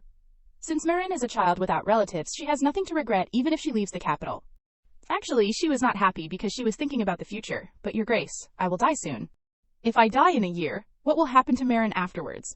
Duke Cayenne noticed her emotional instability. So he changed the subject. It is not a serious sprain. It will heal in a day or two. Atisha smiled. That is a relief. She admired the Duke. It is because you have a lot of experience on the battlefield that you know so well. The Duke was not planning on just a cursory examination. He said, the family's healing doctor is in the north, so if you want magic treatment, we will have to find another doctor. I will call for one right away. Atisha quickly stopped the Duke. It is not necessary. It is late now, and it does not hurt enough to require magic treatment. Cayenne opened his mouth to object, but Atisha interrupted him and persuaded. Your Grace, I am really okay. Her almost whining tone made Cayenne relent. The Duke touched the injury on her ankle. It will swell up when you wake up. Even so, is it really okay? As he spoke, he held her small ankle. This intimate gesture made Atisha a little embarrassed that Cayenne did not stop. He continued to touch her knee. You might not even be able to dance at tomorrow's party. Is that also okay? Atisha could not hold back her voice. She exclaimed. It is okay. Your Grace, I will treat it tomorrow. At this moment, Cayenne noticed Lassus's necklace on Atisha's neck. Cayenne asked in a low voice, Is that the gift His Majesty gave you? Atisha was completely unaware of the Duke's displeasure. She happily grasped the pendant. Yes, it is important, so I always wear it. The Duke asked coldly, even while sleeping. She looked at him innocently and replied, Yes, why? Cayenne's expression was unhappy, but he did not know what to say. Atisha slowly stood up. Then, Your Grace, my ankle seems fine now, so I will go back to my room. The Duke helped her up. If your ankle hurts, call me anytime, even early in the morning. They stopped at the door, and Atisha smiled and said to him, Yes, I definitely will, so do not worry, and just go to sleep. The Duke nodded farewell. Good night. The door closed once again. Atisha immediately burrowed under the covers. She pretended to be an ostrich, hiding under the blanket and refusing to come out. Under the covers, Atisha covered her face, screaming inwardly, I can't sleep at all. The third day of the National Foundation Day, the final banquet ended peacefully. Fortunately, her ankle was fine. Her last memories in the capital were only of happiness. The next day, the Duke began their journey. He led Atisha outside. We will take a carriage to Laxon City and then to the north by Wharftel. She completely trusted and followed the Duke's arrangements. Yes. Marin also got into the carriage with them. But Atisha realized, why have not we left yet? A moment later, a girl with long blonde hair appeared. Oh my, hello. The beautiful girl smiled brightly. Nice to meet you all. I am Judite. Feel free to call me Date. Dite naturally sat down next to the Duke. She chatted amiably with everyone. Did you wait long? Atisha had countless questions in her mind. Who is Judite? She did not introduce her family name, just her given name. If she were a noble, she would definitely not act like this. So does that mean she is a commoner? But ordinary commoners can't just casually get into the Duke's carriage. And if she were a maid, she would be wearing a maid's uniform. Then, is this girl Duke Cayenne's lover? Atisha guessed so and smiled politely back at Dite. All right, Dite, it is a pleasure to meet you. I am Atisha. As she introduced herself, she suddenly remembered the banquet where Lassus had asked her. Since you are about to become a Wintal, you do not need a huge castle as a reward. Right, by the way, what was your deceased mother's original family name? Atisha had said. Oh. His Majesty immediately decided, then taking your mother's family name would be better. Remembering Lassus's instructions, she changed her name. I am Atisha L, Baroness L. Dite nodded. Yes, Miss Atisha? Only then did the Duke speak. I apologize for not telling you beforehand that someone would be traveling with us. Who Dite is, her identity, I can't reveal it yet. If the fact that I came to the capital with her is discovered, it will surely cause an uproar both domestically and internationally. Atisha completely understood. It is all right? Your Grace. I understand. She bowed her head and thought silently. He has to keep his lover a secret, right? I do not need to be sad. I told myself, it was just a meeting with the Duke. The Duke and I are not in the kind of relationship where we can talk about these things. Cayenne clearly saw Atisha's saddened expression. He intended to tell the truth, but the words that reached his lips became a prompt. So before it is too late, we should get going. Cayenne was also truly uncomfortable. He clenched his hand. The carriage rattled through the forest. The four of them sat in silence facing each other. Atisha stealthily appraised Date. It feels a bit strange to actually meet the rumored lover. And they look so good together, like light and shadow. Her personality is also friendly. She is truly a very good person, which is why she has Duke Cayenne's love. Thinking so, Atisha shyly averted her gaze. She looked at the Duke next to Dite. Originally, if it were just the Duke and Dite, the atmosphere would probably be better, but because I intruded, it is so quiet. Suddenly, someone called, "Miss Atisha?" Cayenne asked with concern. "Are you feeling unwell? If you are carsick, we will take a break." Atisha waved her hand. "No need, I am fine." Marin understandingly grabbed an extra cushion for Atisha's back. "Thank you, Marin." Their actions did not escape Dite's notice. By sunset, they had arrived in Loxon. The Duke got out of the carriage and offered his hand to help Atisha down. "We are here. Please get out of the carriage." Atisha hesitated at his action. She could see that Dite had already gotten out. Seeing that she was not moving, the Duke asked, "Miss Atisha, what is wrong? Are you dizzy from the long carriage ride?" Atisha quickly reached out and took his hand. "Ah, no, I will get out now." Cayenne supported her. "Be careful with your footing." The close proximity startled Atisha. Duke Cayenne's face was clearly right in front of her. Atisha scolded herself inwardly. "What are you doing, Your Grace? You already have Dite." "Dite might get angry with me. But I do not want to let go." She blushed deeply in embarrassment. "What am I thinking?" Atisha changed the subject to dispel her unusual feelings. "Is that Wharftel up ahead?" A massive purple gate appeared before their eyes. Cayenne said yes, it is. A servant approached to greet them. "Your Grace, Wharftel has been inspected, but there is a matter that needs confirmation." Cayenne asked, "Will it be quick?" The servant respectfully replied, "The investigation you ordered earlier." He wanted to speak, but he stopped when he noticed the unfamiliar person beside them. The Duke understood and told her, "Miss Atisha, please wait here for a moment." Atisha obediently agreed. "Don't mind me." So Cayenne went inside with the servant to talk. Suddenly, someone called Atisha's name, making her turn around. Dite smiled and approached. "Cayenne is a difficult person to deal with, is not he?" Atisha blinked her round eyes. "I am sorry, what?" Dite chuckled and continued. "It is impossible to know what he is thinking, but it is all right. It is the same with everyone. Cayenne has been like this since he was very young, so do not worry too much about it." Dite's words puzzled her. Unexpectedly, Dite coldly brushed past Atisha and whispered, "No one can have Cayenne." A while later, Cayenne returned. "You have been waiting a long time, have not you?" The servant also followed the Duke and called, "Miss Judite, travel with me and Maid Marin." Dite froze, stiff as a board. The servant did not seem to give her a choice, Your Grace. "Then we will take our leave." Cayenne nodded. "All right, we will meet up again in the north." With that said, they entered Wharftel together. After the gate lit up, they disappeared from the spot. Atisha marveled in admiration. Duke Cayenne called to her from the other side, "We will use this one, Miss Atisha." A mansion with a fountain appeared. The Duke led her after him. "Miss Atisha, before we go, there is something I want to tell you." Atisha looked up at him. "Yes." The Duke said in a serious tone, "The truth about Judite." Cayenne turned back to explain more about Judite. "The reason I could not clarify my relationship with Judite is because there were listening devices in the carriage. It is to keep the number of people who know about this to a minimum." Atisha did not expect him to tell her in such detail, so she was a bit flustered. "Yes, of course. I understand." Atisha politely continued, lowering her eyelashes. "Actually, even if Your Grace had not told me, I would have realized it." "What?" Cayenne frowned slightly, looking at Atisha. Atisha lowered her voice and said, "Dite is the reason Your Grace married me, is not it, so you could leave the fake duchess and share your true lover with your lover." Now, Cayenne understood why Atisha had been so cold and awkward with him in the carriage. You could think of it that way. "But there is still a truth you do not know." Cayenne leaned close to Atisha's ear, his lips curving slightly upwards. "However, once you know the truth, Miss Atisha, you must keep it a secret." Atisha's eyes became more worried than ever. Because Judite is Wintel's weakness, an existence that needs to be hidden, Cayenne whispered a truth into her ear. Wintel's weakness, Atisha did not quite understand. An existence that needs to be hidden. Atisha thought the story was going in a different direction. Cayenne is being a bit too dramatic about hiding his lover. Could there be something that can't be said? She did not know what else to say, so she fell silent, lost in her thoughts. He has always been someone whose expressions I can't read, but now I know even less. He gently reached out a hand towards her. With the other hand, he touched her forehead. Cayenne was about to tell Atisha about Judite when she suddenly lost her balance and fell backwards. "Miss Atisha!" Cayenne exclaimed, rushing towards her. A sudden and unexpected pain struck. She clutched her chest. Atisha cried out in pain, tears welling up in her eyes. Magic power radiated from within her, causing her whole body to tremble in agony. She tried to suppress her cries, covering her mouth with her hand. This is mana sickness.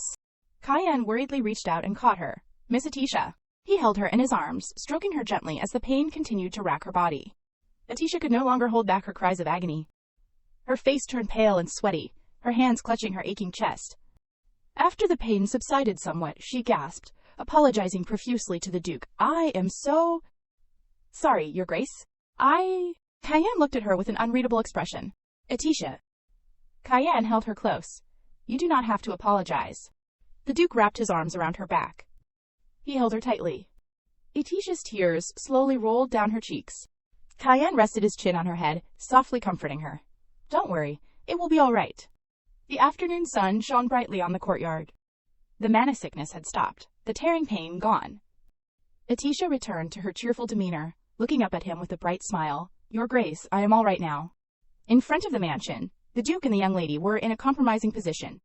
He gently held her in his arms to comfort and soothe her. I am fine now. Atisha realized how close they were. The pain had completely disappeared. What if he thinks I was faking it? Kyan, still concerned for her well-being, said loudly. What are you talking about? There is no way you are all right. Atisha did not dare look up at him, her face flushed. No, I am really fine. The first symptom ends quickly. She paused, then continued. When mana sickness reaches its final stage. It gets progressively worse, but I can endure it. Kyan replied calmly. I already know about this disease. What I mean is, you will be fine. Atisha looked up at him in surprise, her eyes shining like bright stars, anticipating his words. It was the first symptom, was not it? Kyan asked Miss Atisha again. She admitted and replied, yes, it was the first time. Then there is still quite a bit of time until the next symptom. Kyan calculated. Perhaps so. The young lady recalled the doctor's words. According to the doctor, the intervals between the initial pain symptoms would be long. But when it reaches the final stage, the cycle will shorten. And she was prepared for that time. Atisha clutched her dress, murmuring to the Duke. Until then, I can still live normally. Kyan let out a small scoff. Seeing him like that, Atisha, afraid of ruining things, hurriedly said, Your Grace, I am really all right now. But Kyan brushed it aside. First of all, it would be better if you rested today. We will go to Wharftel tomorrow. He worried. I do not know how Wharftel's magic will affect Miss Atisha's body, so I think it is best to rest now. Yes. Atisha felt uneasy, but everyone else has already left. The worry in her eyes became more apparent. It is just us. But Kyan calmly nodded. I know. He considered it a good sign. It is good that it is just us. If anyone saw, the situation would become even more complicated. Atisha had not thought that far. Hearing the Duke's analysis, she asked innocently, Is that so? He gently lifted her hand, replying softly, Since I do not know what else might happen, it is better not to call anyone. Today, it will just be the two of us. Just the two of us. Atisha looked up at Kyan in surprise. Having spent a long time fighting on the battlefield, I am more comfortable without attendance, but you... Kyan hesitated, then continued. Not having a maid to attend to you might be inconvenient, so please bear with it for a day. I am fine. Atisha lightly held his hand. He is really worried about me. I do not feel any pain now, Your Grace. She thought to herself, Thank you for worrying about me. Atisha smiled brightly at him. I understand. Your Grace is truly a very kind and caring person. These words made Kyan pause. I am not a good person like you think. Atisha's eyes sparkled as she looked at Kyan, her heart full of gratitude. Among all the people I have met, Your Grace is the best.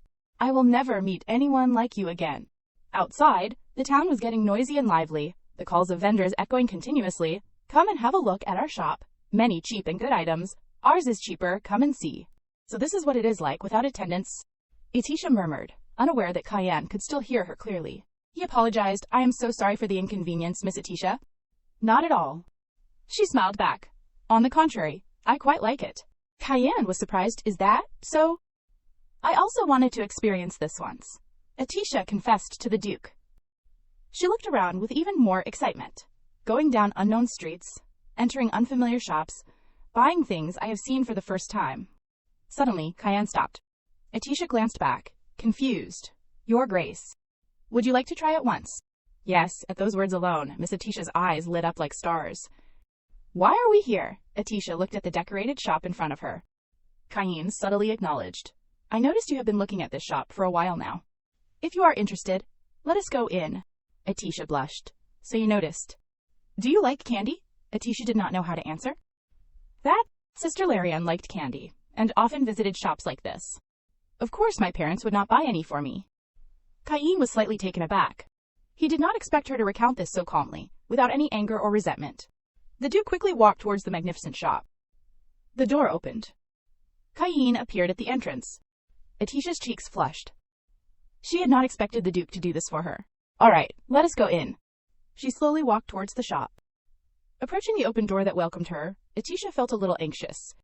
She tightened her grip on her sleeve. The shopkeeper inside greeted her warmly. Welcome. What can I help you find? Atisha was once again surprised. Her eyes sparkled as she looked at the various candies displayed on the shelves. Cain stepped forward to help her choose. Lady Atisha, is there anything you would like to have? Give me a moment. There is so much. This was the first time Atisha had been surrounded by so many sweets. Suddenly, Atisha noticed a beautifully decorated candy basket adorned with flowers. Memories from that year resurfaced vividly. What? Buy another one. Her father had scolded her. Tell your sister to give you one. Buying a whole basket is enough. Why are you so greedy? At that time, Larian had looked at her with a probing gaze. Atisha, frightened, clasped her hands together and pleaded with Larian. Sister, could you please give me one candy? Larian had yelled in the shop. What? No way, it is mine. I chose them. Ask Mom and Dad to buy you some, Atisha had replied dejectedly. But her mother had sided with Larian, not even sparing her a glance. Why are you trying to steal Larian's candy? You should be nice to your father. Even if you explain, no one will believe you. No, it is not like that. Still arguing. You get no candy. She pointed to the high shelf. Give me that one. And the one next to it. And the rabbit plush toy. Looking at Atisha, captivated, Cain stood behind her without interrupting, but a thought crossed his mind. So it is a rabbit. The shopkeeper cheerfully replied. Yes, of course. Atisha finally achieved her childhood dream. I also want what I want. Atisha walked around the shop, observing the other candies. I feel like I have regained my lost childhood. Oh, I wonder. She turned to ask the shopkeeper, do you have the kind of candy that is only released during the National Day celebrations? The shopkeeper nodded. You mean the golden candy? If so, we still have some in stock. Atisha felt like the happiest person alive. Yes, give me that too. And Atisha was overjoyed. She had never experienced this feeling before. Cain watched her, lost in thought. The memory from earlier flashed through his mind again, the moment she praised him for being incredibly kind and sentimental. Cain pressed his lips together. I live to achieve my goals. No need to pay attention to my surroundings, and no need for any emotions. If something gets in my way, I will trample and tear it apart, then move on. Cain had told himself this after experiencing a great shock in his life. Kind, sentimental. Cain clenched his fist, suppressing his anger. The Duke glanced at Atisha, who was delighted with the candy-attached rabbit plush toy. She is so happy with just a piece of candy. Just a little help, and she will develop a fondness for anyone. But Cain closed his eyes. Atisha glanced at him. Your Grace, she called softly, worried. Are you done choosing? Cain regained his composure and approached her. Atisha was a bit embarrassed. Oh yes. I chose too much. We can come back again next time, if we have the chance. Cain placed a bag of gold and silver coins on the counter, instructing the shopkeeper no need for change. Then he turned to call her. Let us go, Lady Atisha. The shopkeeper opened the bag, and a bright golden light shone from within. Thank you. Please come again. Atisha was still immersed in happiness. The two slowly walked down the street, Cain carrying a large bag filled with candy. Your Grace, wait. If you do not mind, please take this. It is golden candy. Atisha smiled, showing it to him. If you put it in your mouth and make a wish, it will come true. My wish was to leave the Hines family, so now I have no more wishes. For Atisha, Cain was already a lifesaver, a precious benefactor. I hope your Grace will accept this. But the Duke gently shook his head. I do not need it. Please keep it, Lady Atisha. Atisha immediately felt like she had overstepped her boundaries and quickly apologized. I am being childish. I apologize. Cain shook his head. It is not that. I just do not like sweets. Yes, then Atisha trailed off. Suddenly, a dark shadow darted past. It seems you have a wish you want to fulfill with the golden candy. My lady, you will be leaving soon. The cloaked figure's blatant statement startled Atisha. How do you know? She clutched the rabbit plush toy tightly. Duke Cayen's gaze remained fixed on the cloaked figure. The figure continued, It seems you do not belong here. I am an old fortune teller at the restaurant. I will read your fortune if you dine there. In her hand was a gleaming pearl. Don't you want to know your destiny? Cayen silently watched, trying to figure out what the old woman was up to. Atisha was curious. Your Grace, shall we eat here? He did not refuse. If Lady Atisha wishes, inside a restaurant. The two were seated at a table. Cayen looked at the menu first. I will recommend today's specials. Lady Atisha. She was so excited about the fortune-telling that she agreed to anything he said. All right, I will have the same. Now then, the old woman placed the pearl on the table. She began to cast a spell on the pearl, starting with this young lady's destiny. A bright future, challenging and unavoidable fate. The old woman spoke in fragmented sentences. I see. Happiness. There is happiness. I can see the destiny awaiting you, my lady, once you overcome this. The old woman showered her with praise. But simply overcoming that mountain and becoming happy will allow you to let go of your great anxieties. Atisha breathed a sigh of relief. That is good to hear. This time, the old woman turned to Cayen. Now for this nobleman's fortune. He did not believe in fortune-telling. He only believed in himself. The old woman began the ritual, but the pearl repeatedly flashed a deathly red. She cried out in pain, clutching one eye. Her scream echoed throughout the restaurant. The old woman continued to utter terrifying negative words, bringing suffering, darkness. The war is not over. Fighting alone for revenge. The woman's pain intensified. A sword piercing the sun of the sky. The pearl, flashing erratically, rolled off the table. She clutched her head in agony. Are you all right? Atisha, worried, reached out to her. This horrifying fate. Suddenly she screamed again and pulled off her hood. I have been so rude. She quickly ran out of the restaurant. Atisha watched her go, her worry unabated. What did she see that made her react like that? Cayen bent down to pick up the pearl, reassuring her. It does not seem like a true prophecy. Don't mind it. She was surprised. Yes, but it is just nonsense anyone can say. He showed her the pearl. And look at this. A fraud's prop. Oh my, Atisha exclaimed in surprise. Cayen offered his deduction. A real prophet would not stay in a place like this. Anyway, it is time to eat, so let us finish our meal, and then go out. Yes, let us do that, Your Grace. But inside, Atisha was still worried. If she really gave a false prophecy, would not she just say nice things like she did to me? Does the Duke have a secret? Even if he did, she could not possibly know. The Northern Duke, the war hero, a man seeking a bride, leaving behind his lover. Atisha was lost in thought. What I know are just rumors and appearances. I do not know anything about the man named Cayen Wintle. The two ate dinner slowly, without saying a word, and Atisha knew nothing about what kind of man Duke Cayen was. How has he lived until now? What does he think? What does he want? Atisha stared at him. I want to know these things. A seed within Atisha began to sprout. She began to pray before the meal. I thought I had achieved everything I wanted. I thought all I had to do now was wait for death. But being close to the Duke makes me dream of days that never existed. Being with him makes me want to know more about him. Thinking so, Atisha reached for the golden candy. This also surprised Cayen. Didn't you say you had no other wishes? Atisha answered shyly, I think. I have a new wish. Is that weird? Not at all. Cayen shook his head. Atisha looked at him with affectionate eyes. She gently put the star-shaped candy in her mouth, filled with wishes. Atisha exclaimed, It is so sweet, more than I thought. Then she clasped her hands together. I hope my wish comes true. The next day, Atisha and Cayen arrived at the mansion. A glowing magic circle appeared beneath their feet. Everyone must have been waiting for us since yesterday. I hope they were not too worried. Cayen replied. Don't worry. I contacted them separately. Is that so? Atisha was surprised. Yes, he nodded. They are coming to greet us now. A blinding light prevented Atisha from opening her eyes. The next moment, they appeared in a snowy, cold land. Atisha gasped. It is cold and beautiful. She reached out to catch the falling snowflakes. This is the Wintel Duchy.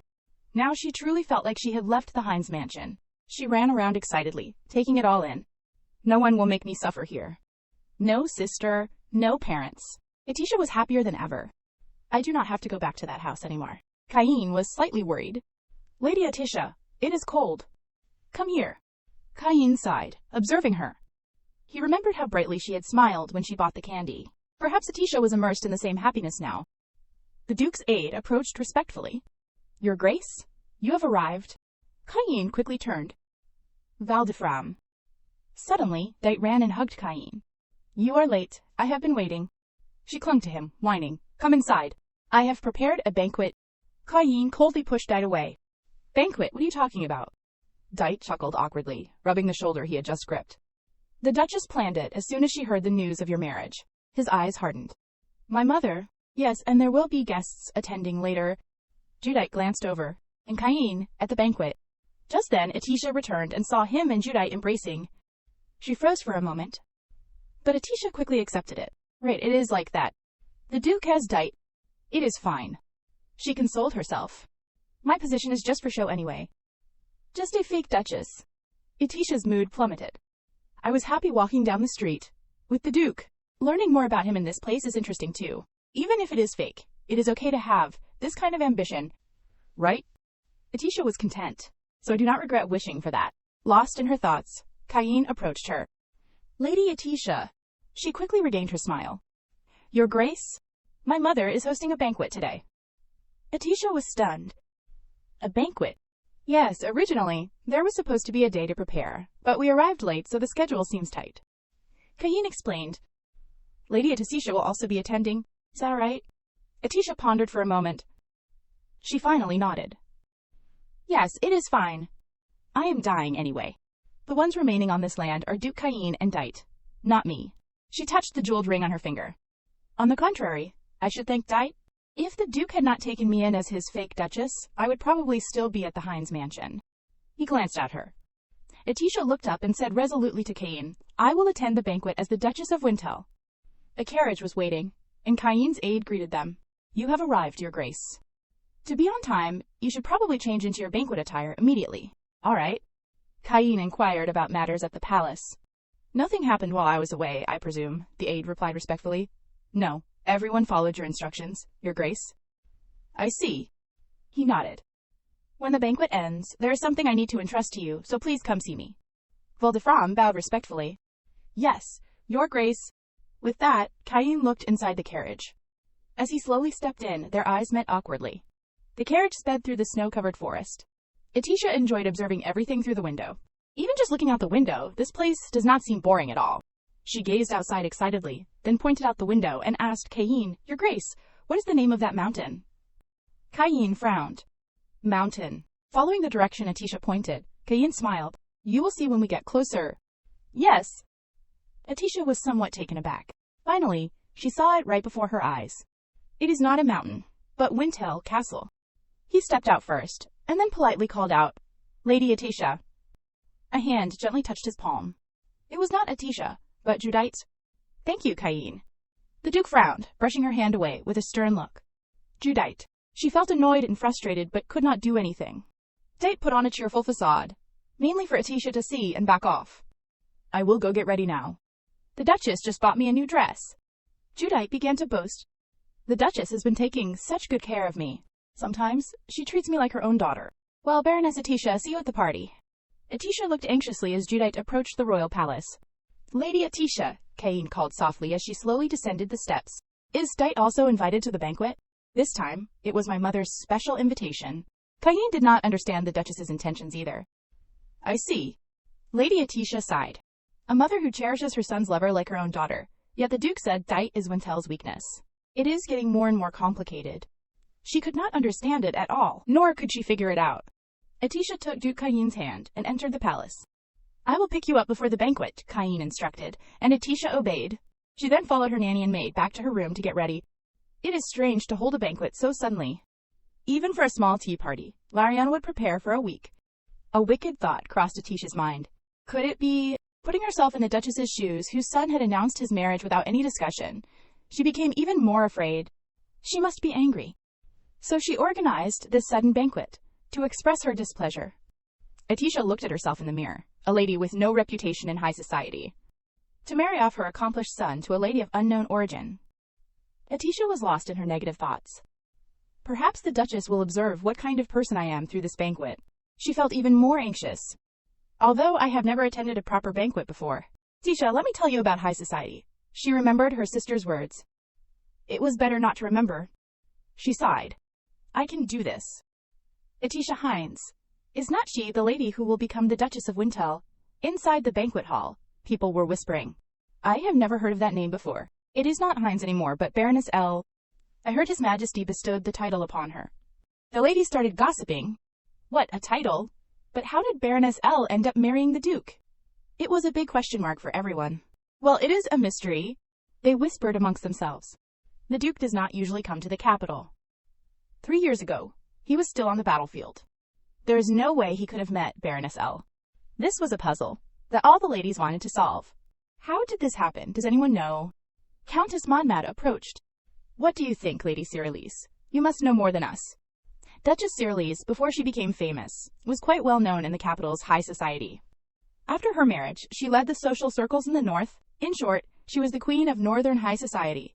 The Duchess approached and replied calmly to Monmouth, I am not sure what you are asking. The people in front were dressed in splendid attire for the banquet.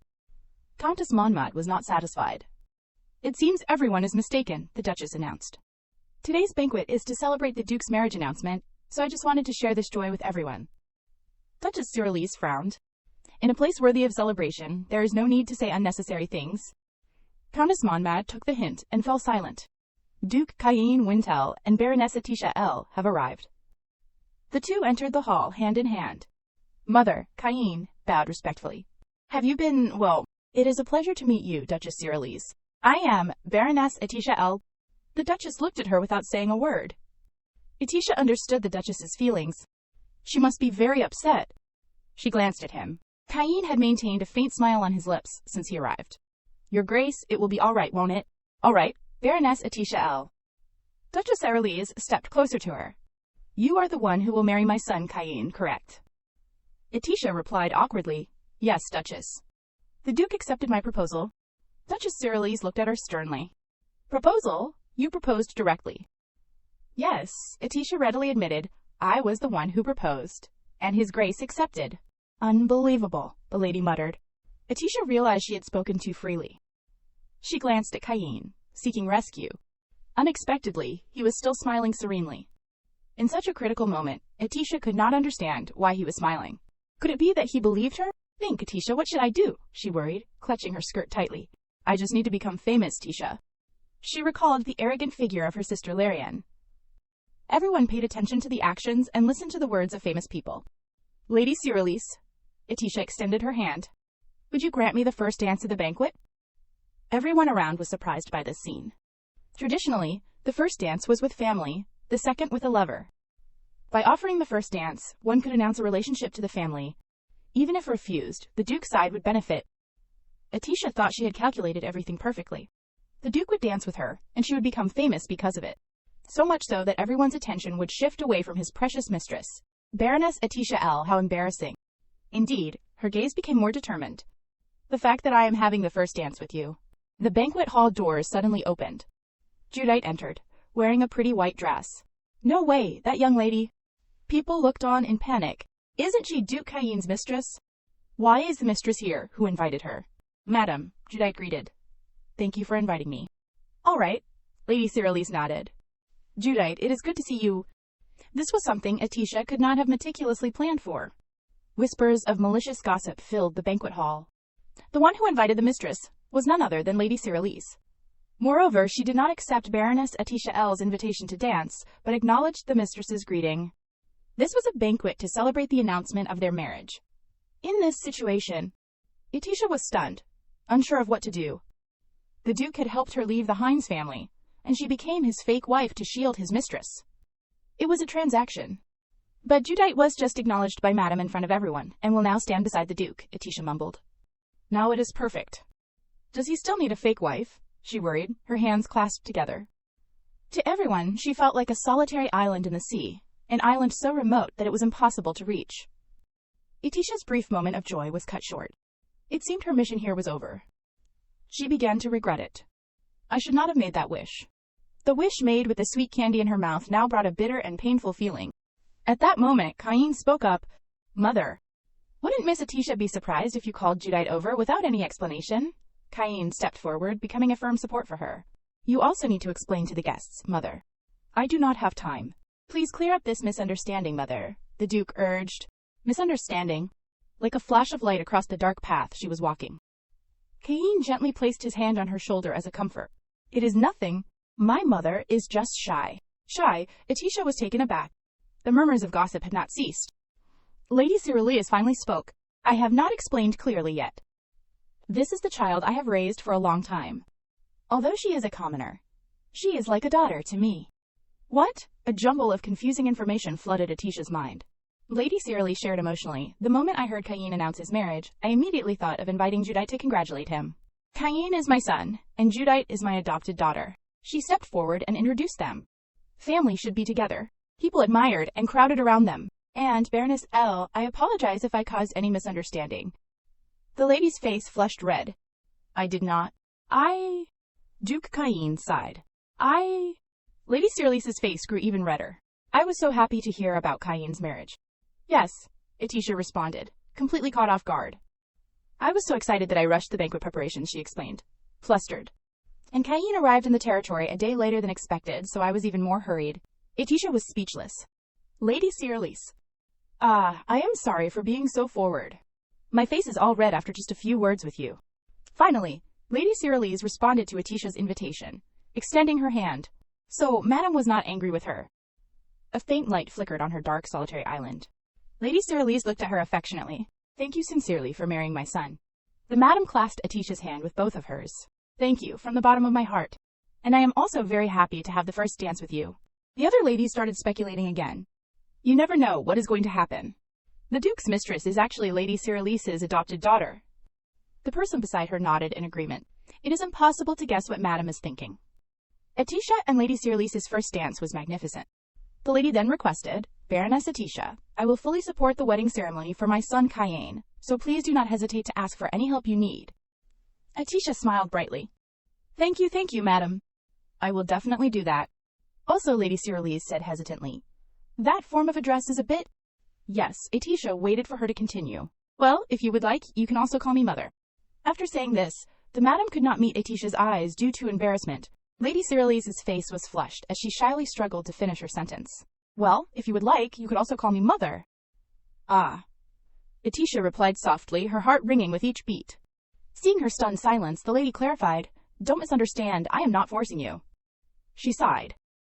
I have been waiting for the day Cain would date and marry like other normal people for so long.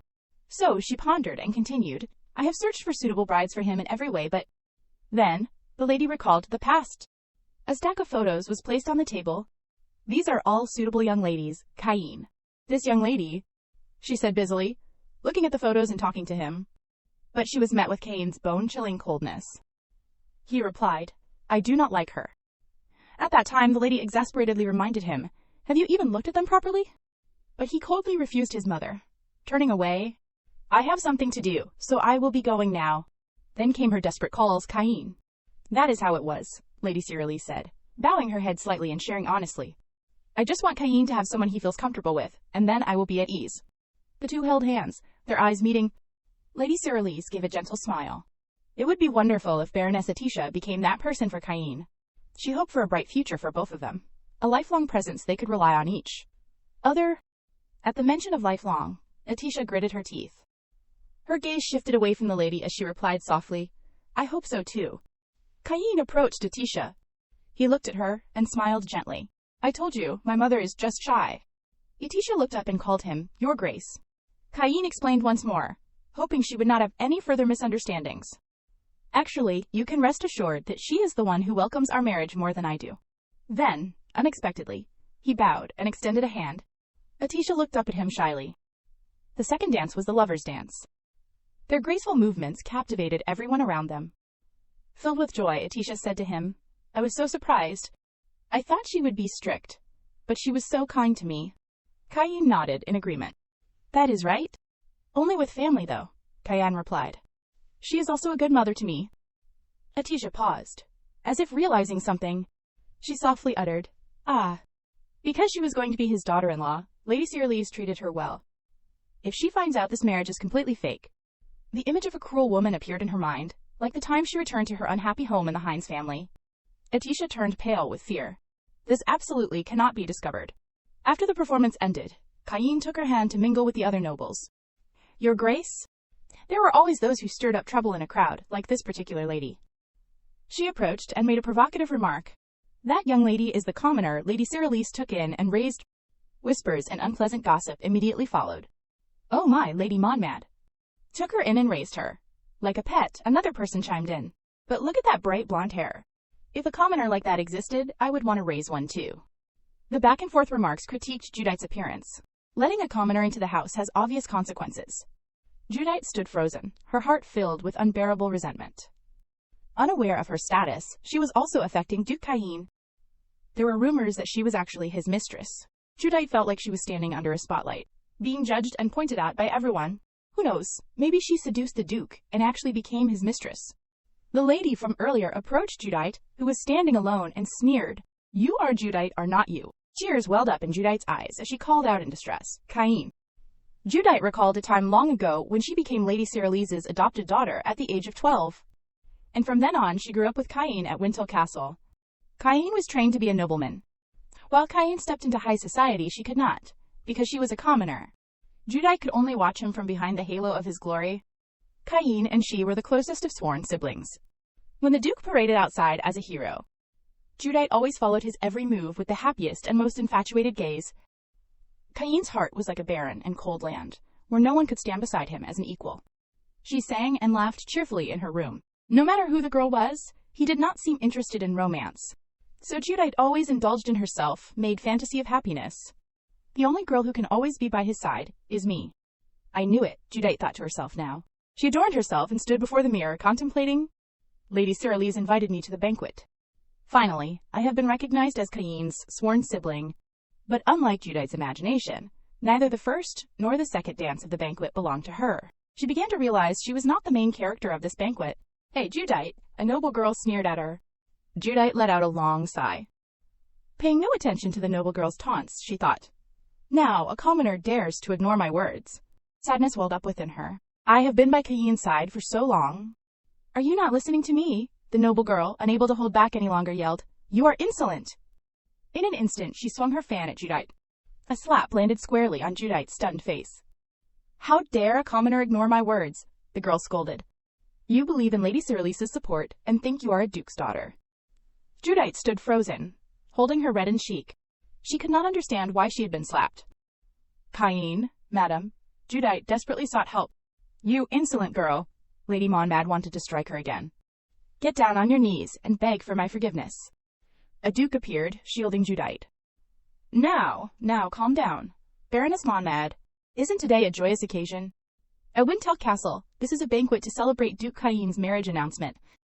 Have you considered the damage you might cause to Lady Cyrilise's adopted daughter's face? Judite stared in astonishment at the man who had just spoken. Madam does not need to punish her. I will take responsibility and teach her a lesson. The lady, naturally, could not retort and remained silent for a moment. I am worried your precious fan might break, Baroness Monmad. He bowed and spoke in a calm, yet threatening tone.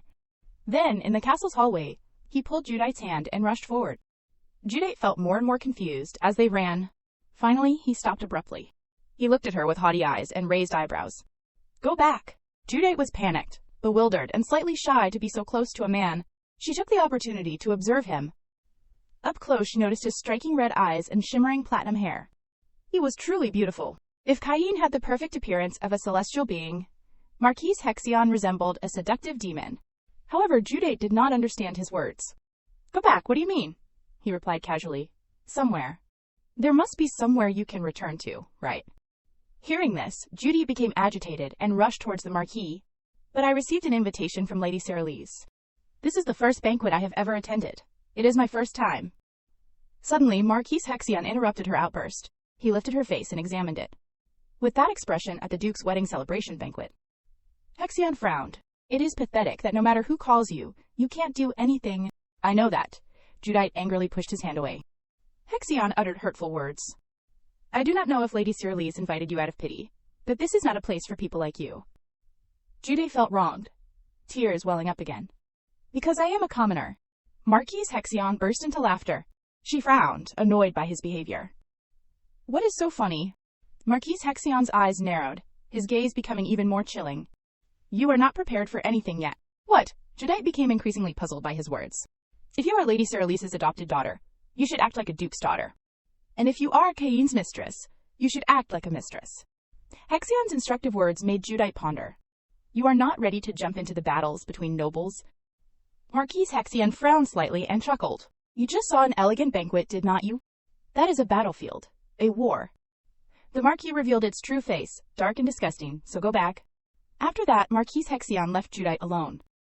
So Dite screamed, Tell me, how to become Cayenne's lover, how to become the Duchess, she excitedly shouted. Inside, the party was still bustling with noise. Surrounding Atisha now were duchesses and noble ladies, praising her endlessly. Baroness L. Welcome to the north. If you have time, please visit our mansion. Another person squeezed in. I am planning to hold a tea party soon, so I will send an invitation to Baroness Atisha L. Thank you. Atisha was also frightened by this enthusiasm. I will definitely visit. She clearly felt her face flushing. My face is so hot. It seems I drank a little too much. Indeed. She sighed. It has been a hectic day. I thought Judite was really the Duke's lover, but it turns out she is Lady Cyrilis's adopted daughter, Cayenne's adoptive sister. Ordinary nobles would not have anything to do with commoners, especially a great noble like the Duke Wintel family. The more she thought, the deeper she sank. So that is why the Duke said that back on Wharftel, it is because Judite is Wintel's weakness, an existence that must be hidden. Duke Cayenne himself admitted it. The more Atisha thought, the more she wanted to know. She glanced at the lady. Why did Lady Cyrilis take Judite in? Is there something I still do not know? There are many things I can't know. At that moment, as Atisha was standing there dazed, Lady Cyrilis approached. You have worked hard today, Baroness L. Thank you, Lady Cyrilis, Atisha said respectfully. That, the way you address me? The lady immediately felt puzzled. Atisha was still shy. Yes, she asked again. Lady Cyrilis waved her hand. It is nothing. Just pretend you did not hear anything. I was too hasty. Unexpectedly, the former Duke's wife, Cyrilis, was extremely strict and charismatic. But today, Atisha got to see a different side of her, a softer side. Atisha chuckled inwardly. So cute. She shyly uttered a word in her heart. Mother. Lady Cyrilis remained silent. Mother, thank you. Atisha quickly continued. By now, the lady's face was flushed, impossible to hide. Seeing this, Atisha was overjoyed. If others saw this, they would probably misunderstand that the lady is angry. Now I know, she is just shy. So cute. Atisha continued with her praises. I am really happy that Mother welcomed me to such a grand banquet. Really? But that only made Lady Cyrilis more flustered. It is just this much. Because of the rushed preparations, there are still many shortcomings. She continued to approach, calling her mother again and again. I will try to be a good daughter-in-law to repay Mother's kindness. Atisha looked into the lady's eyes, her eyes sparkling as she softly said, So Mother, please call me something else. You do not have to call me Baroness. She took the lady's hand. Actually, I am still embarrassed about that title. The lady became even more flustered. She turned her face away to hide the trembling in her heart and asked, Calling you something else, what would that be? Daughter-in-law. Atisha uttered just 2 words, but they expressed so much happiness. Hearing this, the lady looked at Atisha in surprise. Daughter-in-law. She repeated softly and took the lady's hand with an expectant gaze. Out of embarrassment, the lady quickly pulled her hand back. Finally, realizing she had overreacted, the lady took her hand. No, I apologize. Atisha was immersed in this brief and rare happiness. Cayenne, observing everything from the side, also smiled softly. I have to go now.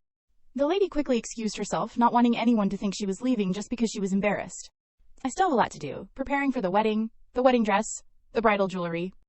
They are all heirlooms passed down through generations. Lady Cyrilis explained to Atisha. Lady Cyrilis took her daughter-in-law's hand and declared, We must have a grand wedding, one that will go down in history. Atisha nodded happily in agreement. Yes, Mother. It was now late at night. Tomorrow we can have tea and talk leisurely, Baroness L. Suddenly, she shook her head. Oh, no! The lady's face was still flushed, unable to speak. Atisha looked at the lady shyly. Finally, Lady Cyrilis uttered the 2 long-awaited words, her face turning crimson as she finished. After that, the lady quickly turned and walked towards the door. Cayenne sighed. Once she has a daughter-in-law, she completely forgets about her son. Atisha smiled happily beside him. That is not true. She comforted him cheerfully. Surely Mother thinks of you the most. Cain was stunned by Atisha's beauty. I was planning to give you a brief tour of Wintel Castle after the banquet ended, but he seemed a bit worried. I suppose you have had quite a bit to drink. Hearing that, Atisha felt embarrassed that she had delayed him. Ah, yes, a little. Then it is best I show you to your bedroom. Cain smiled and gallantly extended his hand towards her. Let us go. The two walked side by side along the outer corridor, Cain reminding her as they went. This place is quite large, so you might get lost. If possible, do not go anywhere alone. But with a maid. Atisha listened attentively to his instructions. Okay, I still have a lot to learn. He continued. Where we are now is the main castle. The center of Wintel Castle. There is a small castle to the east and west. They are called Snow Castle and Ebony Castle, respectively. Hearing this, Atisha, not understanding, unconsciously muttered the names. Cain continued his introduction. My parents live in Snow Castle. Atisha suddenly voiced her question. What about Ebony Castle? Could it be date? Cain glanced at her. Ebony Castle is currently vacant. It is where the Wintel heir will stay. Hearing this, Atisha pondered and let out a soft, ah. Judite lives in the tower outside the castle. Atisha asked in surprise. That place is called the Star Tower. Cain led her up a floor. Lady Atisha's bedroom is on the 3rd floor of the main castle. The entire floor is yours, so feel free to move around. The entire floor. She was astonished. That is more than I could have imagined. More precisely, it is the shared space for the Duke and Duchess. This is the bedroom. They stopped in front of a large room. Atisha looked around, stunned. Why is there only one door? In the capital mansion, my room was next to the Duke's. Is there a separate room inside? The more she looked, the further her thoughts wandered. Or is it shared with the Duke? Outwardly, Atisha maintained a calm expression, but inwardly, she was speechless and panicked. So after explaining everything thoroughly, Cain turned to bid Atisha farewell. I am going to my study. I still have to hear reports about what happened while I was away from the north. So, good night.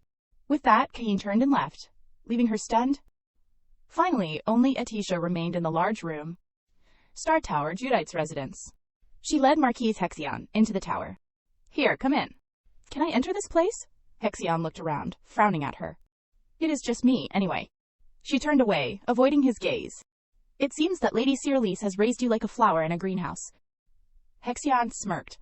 If you want to imitate a duchess, do not say such things. Turning around, he stepped inside. Hexion's hand lightly touched the items on the table. Although you have never received a noble education, the things you use are mostly high-end.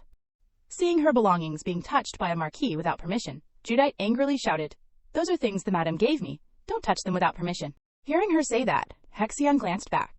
That dress is also a gift from the madam.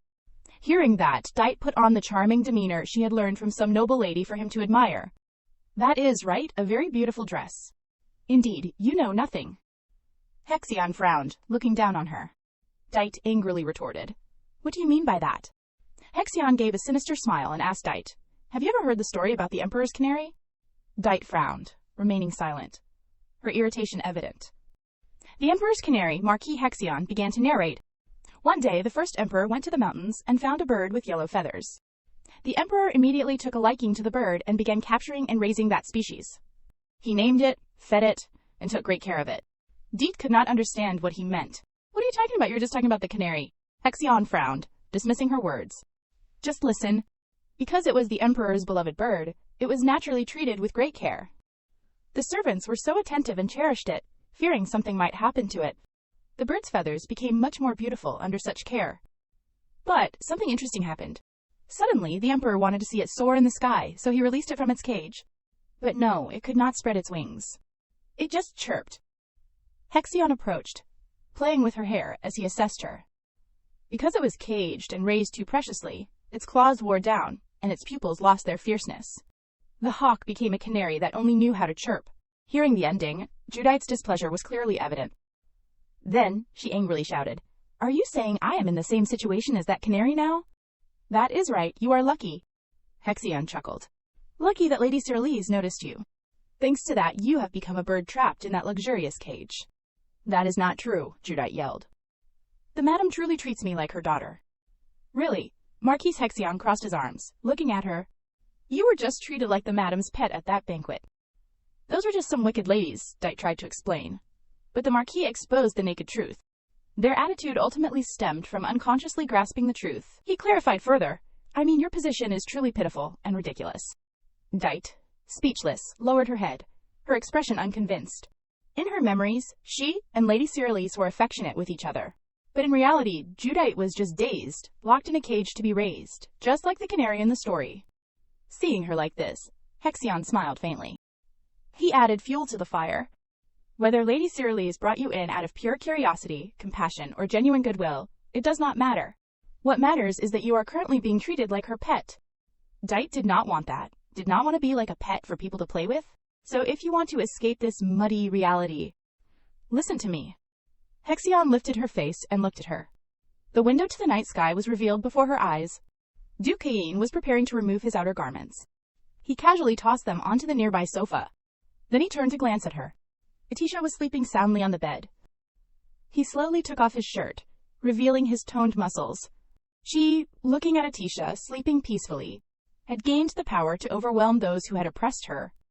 He tightened his grip on Atisha's dress hem. Unable to understand her thoughts, Cain frowned at Atisha, puzzled. Then why not take revenge on them? Looking at her, he remembered the pain from his childhood.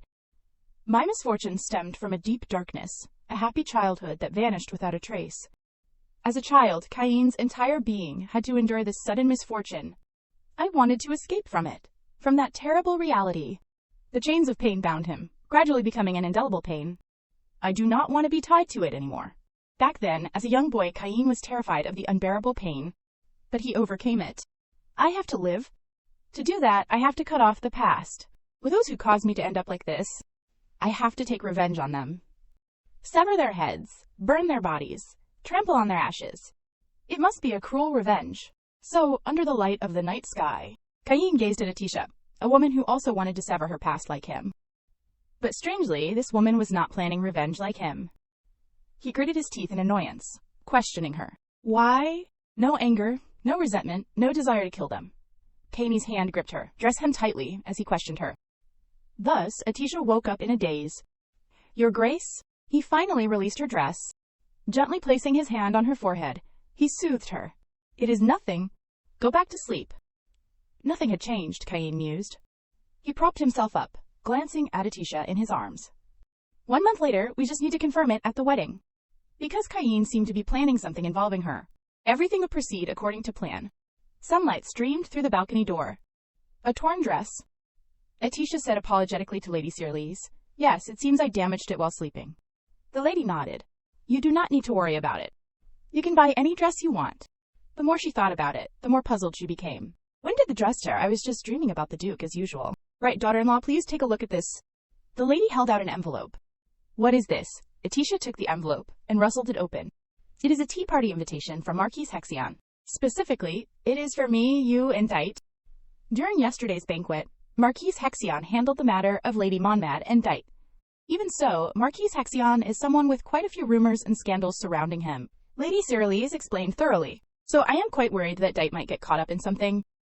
Atisha's heart wavered for a moment. She is genuinely worried about Dite. If I also had parents who truly loved me, they would probably give me the best things first, and worry about me if anything happened, right? I am so envious. Daughter-in-law, the lady pulled her back to reality. Yes, she replied. In any case, Mother will probably have to accept the invitation. What about you? The lady turned to ask Atisha's opinion. Well, Atisha pondered. I appreciate the invitation, but I am not yet accustomed to northern parties. She thought to herself, there are already many rumors that Mother is worried about. If there is a chance next time, I will go with Mother. Lady Cyrillise was flustered. She pleaded with a begging voice. Please do not smile like that anymore. My heart. Outside in the castle corridor, Atisha and 2 maids were ascending the stairs. Remembering the lady's expression at that time, she felt even more endeared. Mother is really truly so cute. She stopped at the library. Shelves were filled with picture books lining an entire wall. Atisha entered, astonished and surprised. The library is really spacious. Behind her was a bolted door. Atisha frowned. There is another door inside. Where does that lead? The 2 maids behind her, understanding her thoughts, explained. That is the Duke's office. He should be in there at this hour. As if enlightened with new information, she nodded. Ah, I see. The door suddenly opened. Cain's assistant, Valdefram, stepped out, surprised to see her standing there. Oh, you are here, Lady Atisha, she politely greeted him. Hello, Valdefram. Please come in. The assistant bowed and announced, "The Duke is waiting for you after all." Atisha, certain she had no appointment with him here, muttered, "Me?" "Yes." Assistant Kayin Valdefram was equally stunned. "Aren't you here about the gift?" A gift? Atisha was even more surprised, her eyes sparkling with anticipation. Inside, an array of jewelry and jeweled items were displayed. Not only that, but they were all rare gems found in this country, and the box Atisha touched radiated the most magnificent light she had ever seen. "Do you like it?" the Duke inquired. "Your Grace," Atisha stammered, "I do not need this much jewelry." The maids were still bringing in more jewelry. Kayin ignored her words. "This is as an apology, so you do not have to feel burdened." Apology? Atisha was even more bewildered. "What did your Grace do to apologize to me for?" he calmly replied. "About the torn dress." "Ah, yes." Atisha blushed. "But that was my fault." She bowed her head apologetically. But just then, Kayin spoke first. "I tore it." Atisha was startled, her eyes widening in disbelief. "Yes," she asked him in a panic. "Last night, I tore Lady Atisha's dress." He frankly admitted. This also stunned her. The bracelet in her hand suddenly fell to the floor. Her face turned crimson, and she covered her mouth with her hand. "Your Grace?" The maids also turned, their eyes wide with curiosity. The assistant froze. "Tore what?" In her imagination, Kayin was violently ripping her dress. My dress." Atisha's face burned. Kayin remained calm, as if nothing had happened. So when she had vaguely imagined Kayin, the way he held her in his broad shoulders, wasn't that a dream? "I apologize. It was my fault," Kayin replied. "I could not control my strength." "No, it is okay. It could happen." The maids turned to look, their faces flushed. "Control his strength. And I called for a new designer. I could not keep that promise." So he gestured towards the pile of jewelry. "These items are to compensate you? Please accept them, Lady Atisha." She looked at the mountain of gifts on the floor with embarrassment. She quickly composed herself. "Pull yourself together. There are many eyes watching. If you just space out, you will be caught." She tried to act like a noble lady. "Thank you. The Duke wants to show our close relationship in front of everyone. So, the matter of the torn dress," just thinking about it made her blush. It is unclear if it is possible or not, but anyway. She stepped towards the gifts and touched a beautifully carved box. "This." Atisha's eyes sparkled as she saw it. "It is the angel's heart.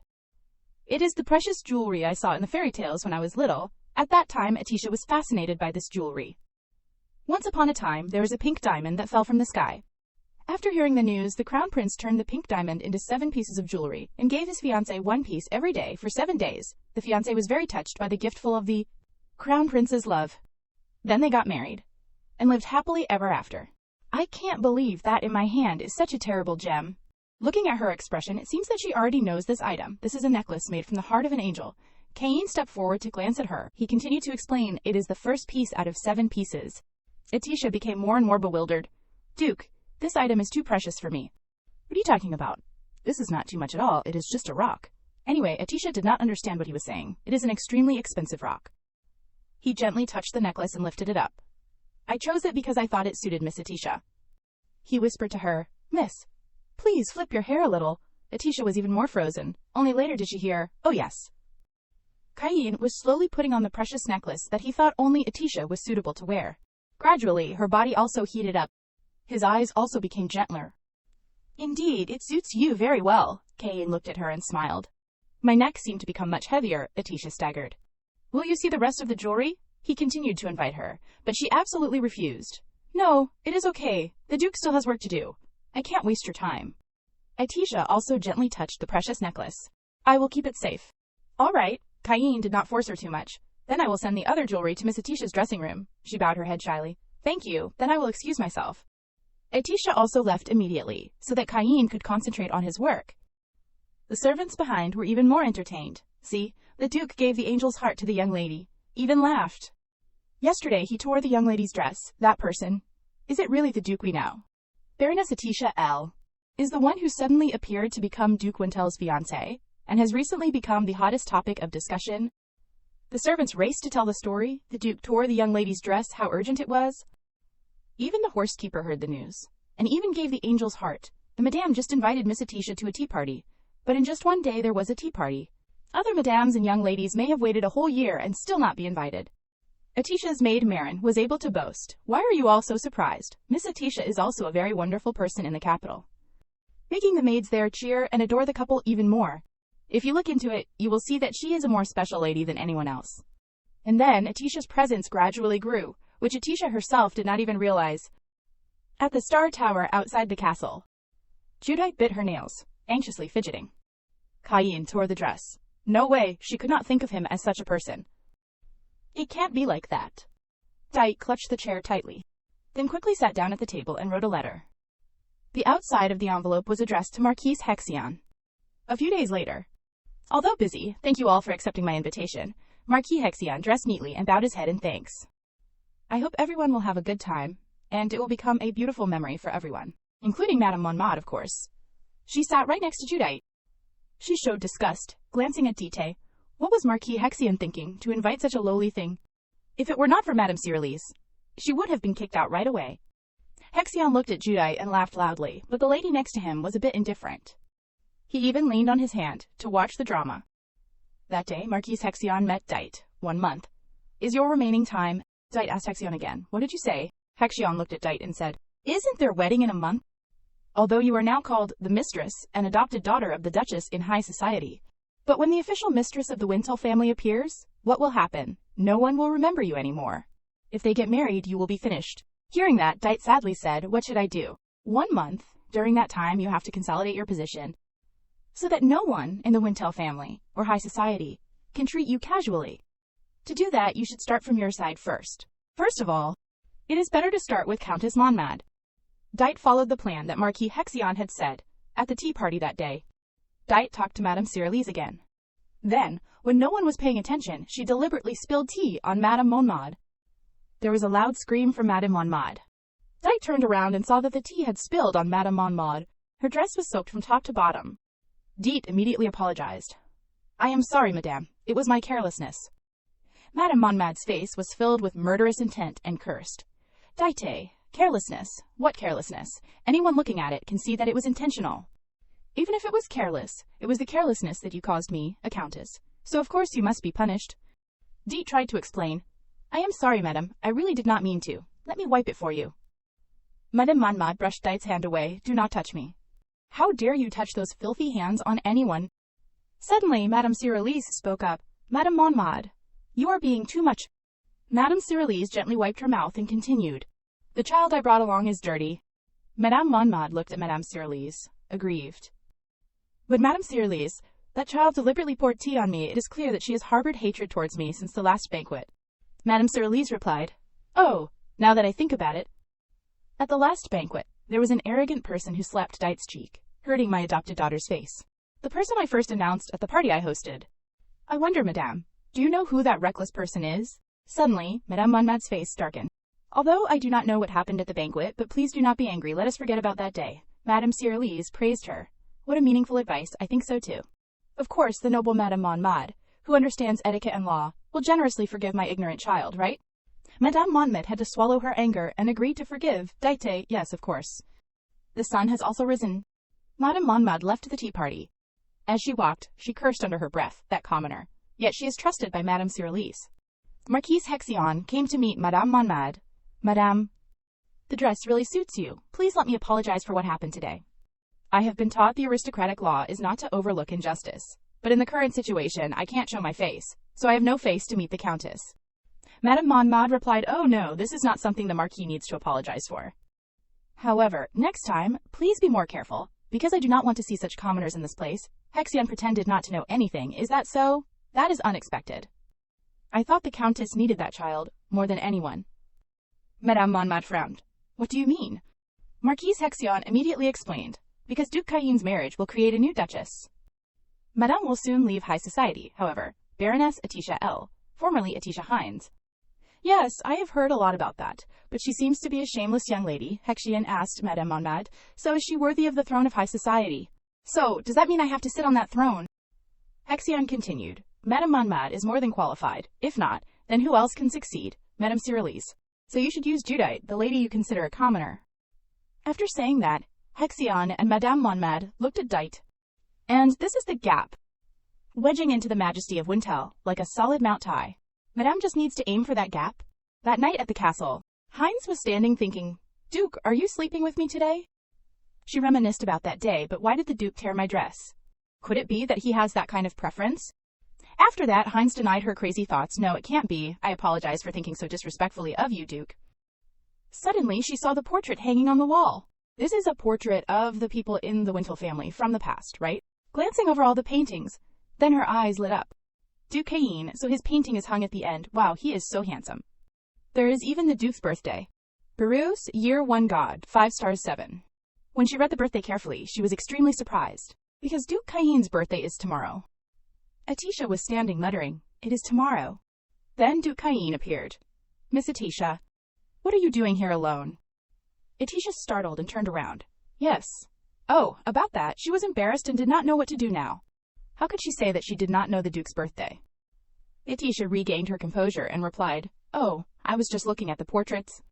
I do not know why I got lost. Atisha suddenly thought, come to think of it, why were not there any portraits there? It is as if the bridge was broken. And also, the portraits of the two people side by side look a bit hesitant and distant. Those two are clearly father and son. Seeing Atisha walking alone, Duke Cain asked her, Where are the maids? Atisha hesitated. Oh, I was just going out for a bit, so I forgot to call them. So that is it. You look a little pale. Let me call the doctor. Atisha politely refused. No, it is okay. No need to call a doctor or anything. So are you worried about something? Atisha looked at Cain. Oh, actually, I am sorry, Duke. I did not know tomorrow is your birthday. Tomorrow the party is held. I sincerely apologize. No, Miss Atisha. My birthday parties are not usually held. Atisha was startled. Yes. Ever since I was little, I have not had the habit of celebrating birthdays or anything, so this year will also pass quietly. Atisha asked Cain, why is that? Birthdays are special days that only happen once a year. Duke Cain silently looked at the paintings. Because I do not want to waste time on such troublesome things. Troublesome things? Sister Larian always tried to organize a grand birthday party every year. But the Duke is not like that. Duke, so I wonder if it is not troublesome. Is it okay? I do not understand what you mean. Anyway, I already know that tomorrow is your birthday. I do not want to just let it pass like that. I have also been helped a lot by the Duke. And the Duke has given me so many gifts. So I want to repay you. Even if it is just a little... Oh, I do not mean to have a party. I just hope the Duke will spare some time for me. Is my birthday that important to Miss Atisha? Yes, of course. Because I won't be with the Duke next year. Atisha pondered. Will he feel pressured? But I do not have any more time, because this is the only time I can wish the Duke a happy birthday. The Duke was silent, and then said some cryptic words. I understand, making Atisha bewildered. You told me to make time for you. At this point, Atisha realized that Duke Cain had agreed. She brightened up. Thank you, Duke. That day, Atisha went out. Sitting in the carriage, she looked at the surrounding scenery and said, From afar, the building looks so clean, the roads are also very well maintained. Headmaid Corda then said, It is all thanks to Duke Cain, who orders maintenance and regular inspections every year, including aid due to dilapidation and natural disasters, timely snow removal during blizzards, helps prevent snow from melting and freezing. Atisha thought, the environment in the north is much harsher, yet he can still manage it better than that. The Duke is truly wonderful. Maid Marin asked Atisha, By the way, miss, what is the matter that you went out? When she heard Atisha reply, Oh, I have a few things to buy. Headmaid Corda and Maid Marin were a bit curious. Along the way, Atisha kept thinking about what kind of gift the Duke would like. She was so worried because he seemed to have everything. Suddenly, the carriage stopped, startling Atisha. What is wrong? Headmaid Corda said. Let me go out and check. Headmaid Corda quickly opened the door and went out. Atisha was scared and stood in the carriage to look out. A man in black was blocking the carriage. Atisha's guard pointed his sword at him and questioned, That guy, how dare you block the Wintle family's carriage? Get out of the way. He chuckled. Anyone looking at me would think I am an assassin. I just want to say hello. Atisha's eyes widened in surprise. That person. Then Atisha ordered the guard, Stop. Because she recognized him as Marquis Hexion, she slowly stepped out of the carriage. Atisha looked closer. From his figure to his face, it was indeed Marquis Hexion, and she approached him. Respectfully greeted, I am Baroness Atisha L. He said coldly, I know. Atisha was surprised because she did not understand how Marquis Hexion knew her name when it was their first time meeting. There are 3 people who can ride in a carriage bearing the Wintle family crest, Duke Cain, Madame Cyrillise, Baroness Atisha. The probability of running into the carriage is 1 in 3. Atisha asked Marquis Hexion, What do you mean? I missed you so much. Marquis Hexion leaned closer to Atisha. and looked at her passionately. Me. Don't you remember? Just like that, the two looked at each other for a long time. Atisha pondered, this person, what is going on? He was not sure if the person in the carriage was me or not, but he blocked the carriage. If he was careless, he could even get run over by a horse. And that sentence about missing, does he mean the tea party? To save time, Atisha asked, do you mean the tea party last time? That day, I am sorry I could not accept the invitation. I am not very familiar with the North yet. Seeing Hexion silently saying nothing made Atisha a little scared. This atmosphere. What is going on? Did I say something wrong? After that, Hexion replied, that is right, it is really so sad you forgot about me again. Atisha looked at Hexion. Yes, I wonder if you have the wrong person. Yes, it seems I was mistaken. Her voice became sharper, as if she was angry. Baron Atisha, I apologize for suddenly stopping your carriage. I have to go, because someone is waiting for me, so I will excuse myself. After Hexion left, Headmaid Corda said, Miss Atisha, do you know Baron Hexion? Atisha replied, no, this is the first time I have met him. Both Headmaid Corda and Atisha found him strange. Atisha wondered to herself, do I really have an acquaintance with Marquise Hexion? But if I had met such a prominent person, there is no way I could have forgotten. In Dite's room, she eagerly opened the gift box and was delighted to find a red evening gown inside. She tried it on and looked at herself in the mirror. So beautiful. Is this really me? Suddenly she discovered a small letter inside the gift box. She opened the letter and read it. It is not a gift sent to the wrong person, is it? No, even after reading it several times, it is from Lady Monmad. Last time at the tea party, she said she wanted to be closer to me. I did not expect her to send me a gift like this. Now, Lady Monmad also regards me as a duke's daughter, right? I am so happy. The Grand Duchess always gives me simple and light dresses. But wearing this dress, I feel like the main character of a luxurious party. If Cain saw me like this, what would he say? If he saw me like this, he would see me differently. Right? I must go see Cain soon. That evening, Atisha prepared a lavish meal and waited for Duke Cain to arrive. She hugged the lotus vase tightly. Will the Duke like this? It would be great if he does. While she was lost in thought, Duke Cain suddenly arrived. Atisha quickly stood up. Please, Duke. Duke Cain immediately said, sit down, Miss Atisha. I heard you went out. Did anything happen? Atisha replied, yes, nothing happened. Although there was a small incident, but when it came to giving the gift, Atisha was shy. I, Duke, please accept this. Cain asked in surprise. What is that? Atisha looked at the gift. This is a gift. It is a plant, so you can plant it and admire it for a long time, so I chose it. Duke Cain looked at the jewel in the center of the lotus flower and gently touched it. Cain heard Atisha's voice within it. Duke Cain, happy birthday. Please be happy this year too. I am always grateful to you. Cain was startled and withdrew his hand. Is she wishing me a happy birthday even after death? Atisha will die, at the latest 1 year later. 1 year later, the fact that she is gone, that she has to suffer and die. Why does it make my chest feel so constricted? Atisha gently asked, Duke, I wonder if you like the gift. Atisha's face suddenly changed color. She clutched her chest. Duke Cain felt something was wrong. He rushed to support Atisha and embraced her. Miss Atisha. The gift Atisha gave Duke Cain fell to the floor and shattered. Duke Cain worriedly asked, Miss Atisha, are you all right? This is bad. Quickly call a doctor. Atisha woke up. No need. I am fine. It is the second symptom. Now, it will be all right. Yes, I am still. Cain's sorrowful eyes looked at Atisha. Are you really all right? Atisha replied, yes, thanks to the Duke, Suddenly, Atisha cried out, because she saw that she had soaked the Duke's shirt. I am sorry, Duke. Because of me, the water tank broke. Cain gently said, it is okay. The recording stone and water lilies are still safe, just put them in a new tank. But the Duke got wet.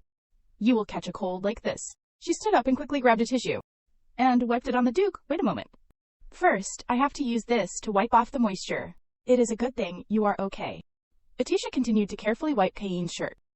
Dite opened the door and saw Atisha standing very close to Cain, her hand on his chest. Dite could not believe her eyes. She walked closer. At this moment, both Atisha and Cain saw Dite. Atisha was afraid. What now? If Dite sees the symptoms of excess magic power. Then, seeing this, Cain hugged Atisha tightly and turned to ask Dite, what is it? Dite froze for a moment, then replied, I was going to show you this outfit. Because it is the first time I have worn such a splendid outfit, it is a gift from Lady Monmad. So I wanted to let Cain see it too. Suddenly, Dite stepped on the jewel, causing it to emit a sound. Duke Cain, happy birthday. Please be happy this year too. I am always grateful to you. Seeing Atisha's condition, Cain asked, Miss Atisha, are you all right? Dite was heartbroken. Birthday. Did she just wish Cain a happy birthday? No way, Cain always ignores birthdays. He has never had a party, never received a gift. Don't bother too much. No one can have Cain. Dite felt a pang of jealousy. How hateful. And she left. Wait, Atisha was about to run after her to explain, but Duke Cain stopped her. Duke Cain grabbed Atisha's wrist tightly. She still did not understand what the Duke meant. Dite returned to her room. I understand Cain better than she does. I think about Cain more than she does. So Cain's woman should be me. Being cared for by Lady Cyrillise. Receiving gifts from Cain. Being admired by the maids. Atisha, it is not her. But it should be me who has those things. Dite lay down on the bed and sobbed. I will definitely become Cain's woman. No, I will take Atisha's place. Marquise Hexion entered Dite's room. Oh, my little canary. Dite looked at Hexion pitifully. Hexion asked Dite, why are you crying? Then he wiped her tears away. Dite said, Marquise, what should I do? Please tell me. I can do anything. Marquise Hexion gazed at Dite passionately. He cupped her face in his hands. Congratulations, my little canary. You have left the birdcage. In Atisha's room, Caine asked, do you have any trouble breathing? Atisha replied, yes, I feel much better now. Thank you, Duke. Did you overexert yourself when you went out? No, Corda and the knights helped me a lot, so I was able to return quickly. Atisha remembered what happened in the morning and told Cain, come to think of it. During the day, I happened to run into Marquise Hexion.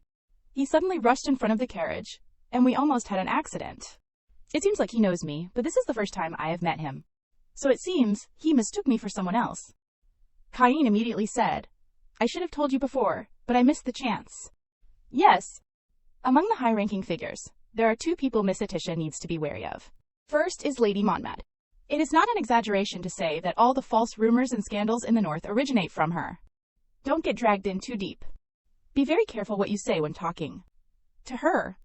And the other person is Marquise Hexion. No matter what, do not pay attention to him. Hearing this, Atisha felt a little bewildered. Cain continued. He is a dangerous man. He plays with women, and the lives of all the women involved with him are ruined. Absolutely nothing like that will happen. I understand. I will keep it in mind. Hearing Atisha say that, Cain felt relieved. That is good. Then go to sleep. Cain helped Atisha lie down. It is time for you to rest. Atisha asked, when are you going to sleep, Duke? Don't worry about me and go to sleep. Atisha wanted to ask if Dite was okay, but since Cain said that, she did not dare to ask anymore. While watching over Atisha, she slept. Duke Cain wanted to touch Atisha's lovely face, but he changed his mind. Before leaving, Cain stood and looked at Atisha for a while longer. The next morning, Atisha woke up very early. She was enjoying her tea when she thought, I was worried that Dite would see the symptoms of excess magic power that day, but nothing has happened lately. It is a good thing. It was not discovered. Things almost got complicated. Suddenly, Lady Cyrillise called Atisha. Daughter-in-law, can you come here?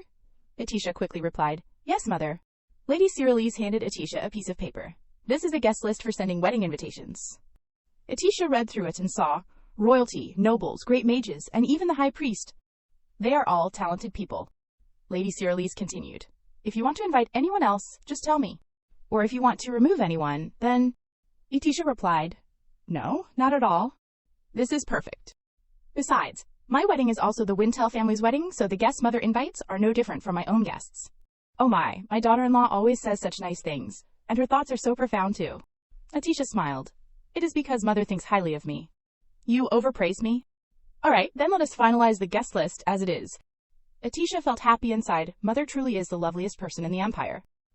The lady gave Atisha spare invitations. But dear, I also made these invitations just in case. Atisha opened one to take a look, and was surprised by the contents inside. Although I do not know if it is necessary, but my daughter-in-law's opinion is the most important. The Hines family, Sister Larian, and Viscount Hines. Even Lady Dorothea. Are they all coming to the north? Atisha quickly put the invitation down on the table. Seeing that, Lady Cyrillise sighed. It seems unnecessary after all. I am sorry, daughter-in-law. But I should ask you anyway. Atisha immediately said, I know, mother. On the contrary, I am very grateful that you asked me. The lady gave it to a maid and said, "Take this invitation away. No, tear it up and burn it. Mix the remaining ashes with water to make ice, and then break the ice with an axe." The maid immediately took the invitation. "Yes, madam, I will do it right away." "Oh, right, daughter-in-law. We should pour oil on the ice and burn it again, should not we?" "If possible, could I have that invitation?" Seeing her daughter-in-law ask for the invitation back, Lady Cyrillise asked, "Did I go too far?" "No, that is not it. I want to tear it up myself." At Marquise Hexion's mansion. "My little canary, are you ready?" Dite stepped out gracefully in her red dress. She did not seem very happy. "Do I really have to wear this dress? I want to change into something else." Hexion turned and said, "Last time, you were so happy, because that dress was quite splendid. You were satisfied with it." Dite continued, "But I do not like it anymore." Hexion persuaded Dite, "Even so, you can't. This is a good opportunity to show off Lady Monmad's gift. Powerless people like you have to make the most of what they can do. Just bear with it. If you do well today, you will be able to own dresses like this or other things as well." Dite replied, "I understand," and she realized that the Marquis was right. "From now on, I can climb higher with my own 2 feet. Dite regained her confidence and made a dazzling appearance at the party, capturing everyone's attention. "Today, I am Cayen's lover. I am attending the party as his courtesan." At the party, the two were dancing together. The masked girl was shy. Moreover, Dite was also present. "Good, I am doing well. Just be confident and enjoy it. Now I just need to wait for the Marquis to tell me how." But someone suddenly bumped into Dite, causing the glass of wine in her hand to fall. The person hurriedly apologized. "I am sorry, miss. Are you all right?" At this moment, Dite had to remove her mask. "I am fine." Her expression was extremely friendly. The young man was startled. "Is that Judite?" "No way! How can a commoner be at this party? Did Marquis Hexion let someone in without verifying their identity? Wait, if there is a commoner at the party, does not it mean someone brought them along? Could it be Duke Cayen?" People began to suspect. If so, then that commoner woman must be Duke Cayen's lover. That evening at the royal palace, "It seems like we have found her. As expected, she is still alive." Cayen said indeed she would not die so easily. Cayen's assistant replied, "Perhaps she is being helped by someone every time she disappears. Anyway, I think there is a possibility of an inside informant." "I understand. You know how?" "Yes, there is nothing to worry about, so please continue as planned. This time, maintain strict control, so it does not get exposed again." "Yes, I understand." Then the assistant also went outside. He stood outside and thought for a long time. What is the Duke ultimately planning? I can't understand at all. Lately he has been only looking at the potted plant Miss Atisha gave him. The atmosphere is also different from usual. Wait, it seems like I have discovered something. Could it be? Cayen was sitting in his room, fiddling with the jewel. "Duke Cayen, happy birthday. Please be happy this year too." Cayen remembered Atisha's appearance. "I am always grateful to you." "No, impossible. If the Duke is like that, then my name will change to Dog." In a room filled with glittering objects, Dite held up the dress and thought to herself, Marquise Hexion was right after all. Everyone at the party saw me as Cayen's lover, and sent me these gifts. If I wear this, will I look like I am loved by Cayen in the eyes of others? "Dite, are you inside?" Madame Dite was startled when she heard that. "I have something to say." "I will just be a moment. Please wait." No, if Lady Cyrillise sees these. Just the thought of it made Dite extremely anxious. The madam entered with a very serious expression. It was late afternoon. "Lately, I have heard that you and Marquise Hexion have been getting along quite well. You called him to the tower and even followed him outside. Have not you?" Cyrillise said. This question was exactly what Dite feared. About that," Dite stammered. The Marquis said he avoided all the guards. "Then how did she find out? I understand. Dite, you are of marrying age now. It is time for you to think about men. I have been so preoccupied with Cayen's marriage that I have not been paying attention to you. It was negligent of me, but I hope you will have a happy marriage with a wealthy and caring commoner, not as a nobleman's concubine. I will support you fully. I will arrange for any man you desire." Dite was a little surprised by these words. "I did not expect the madam to say that. I thought I would be scolded, not that she would care about me so much. If she wants me to be happy, she could allow me to be with Cayen." "Madam, I have something to say." "Go ahead, Dite." "Actually, Dite still felt a little anxious. She mustered up the courage to say, "I like Cayen. I want to be Cayen's concubine. Then I won't have to leave madam. And we can live happily ever after in this castle." But what Dite received in return was a painful slap. Madam, her expression looked very angry. Impossible, the two of you can't, Cyrilise said, trembling. The two of you cannot be together. Look into my eyes and swear. It hurts, madam, please let me go. Swear that you won't see Cain as a man. Hurry up. This made Dite extremely panicked. Her whole body trembled. Dite had no choice but to kneel. Lady Cyrilise actually cares for her very much. I am sorry. She seemed remorseful. I want to be alone now, Dite said, her voice trembling. Cyrilise realized she had gone too far. All right. And so, the madam withdrew. I will send a doctor to treat you, so if anything hurts, please tell them. Time passed, and a bright spring day arrived. The day of the Ignoban Empire's Spring Festival was approaching. The Spring Festival? Yes, Lady Monmad sent an invitation to the Spring Festival to Miss Atisha, Cain said. But Atisha thought to herself, there is no spring in the north, so why are they holding a spring festival? Wouldn't holding an outdoor festival in this weather make everyone catch a cold? It is just called the Spring Festival. The party will be held indoors. Lady Monmad is just creating the atmosphere. Atisha finally understood. Will you attend? Yes. I have been in the north for a while now, so I should probably attend these kinds of parties. Atisha was considering this matter. If the Duke is going too, I would like to go and see. All right, I will assume you are going. Are you sure? What if you are busy and I waste your time? Not at all. I should go to a few places with Miss Atisha before we get married anyway. Saying this, Cain became lost in thought. Of course, I do not have time for these parties now, but if you have a moment. Thank you, Duke, Atisha expressed her gratitude. This is a good opportunity to wear the dress and necklace the Duke gave me. Cain suddenly remembered the jewelry he had given her. Although I am sick now, I can still adjust my schedule. After Atisha dies, I won't attend any private parties. I am trying to decide which dress to wear. All the dresses the Duke gave me are beautiful. Miss Atisha, what are you saying? For a party with the name Spring Festival, you should wear a new dress that suits the occasion. But I still have dresses in my closet that I have not worn yet. Then I will throw a party so you can wear the dresses you already have. Miss Atisha can plan it too. I plan it. Atisha seemed surprised. Holding a festival in Wintel territory is fine. The thing is, Duke, you can wear dresses that suit different days. Or we could choose a theme for the party for a week. I was going to refuse the dress as a gift, but now I am getting it through a party, Atisha thought. Have you memorized the lyrics? Dite, in a black dress, turned and replied, Yes, madam. I have memorized them all. The heart of the Spring Festival is the opening song of spring, and the one who sings it is the main character of the party. Don't worry, I have been up for days memorizing it. I am confident. Baroness Atisha will be attending the party today, right? Although Duke Cain said he would come with her, perhaps it was just a formality. The Duke is known for not going to places like this, so today I will show everyone that even a concubine is better than the official wife. That'll stick with her for life. I have to make this child a useful tool, the lady thought to herself. Lady Monmad, Dite stood timidly beside her. Your shoulders are showing too much. These outfits look undignified, so it is better to wear less. Didn't Lady Cyrilise tell you this? I apologize. What? Why does your expression darken when I mention Lady Cyrilise? Monmad could not understand. Let us try to draw her in. It is okay. Lady Cyrilise has a reputation for being cruel. Anyone who stays by her side will get hurt. Dite, you did nothing wrong. Whenever Lady Cyrilise makes you feel tired, you can confide in me. I thought the madam cherished me, but I do not think that is the case. I see. So that is how it is. What should I do? Crying will make my throat hoarse. I understand. I will pretend I did not hear anything today and let it go. But whenever you want to talk about Lady Cyrilise, come find me. That handkerchief is a gift. All right, let me hear today's wonderful song. I will be waiting. Lady Monmad is such a kind person. What? Who is here? It seemed like Lady Monmad noticed something. Her face suddenly changed dramatically.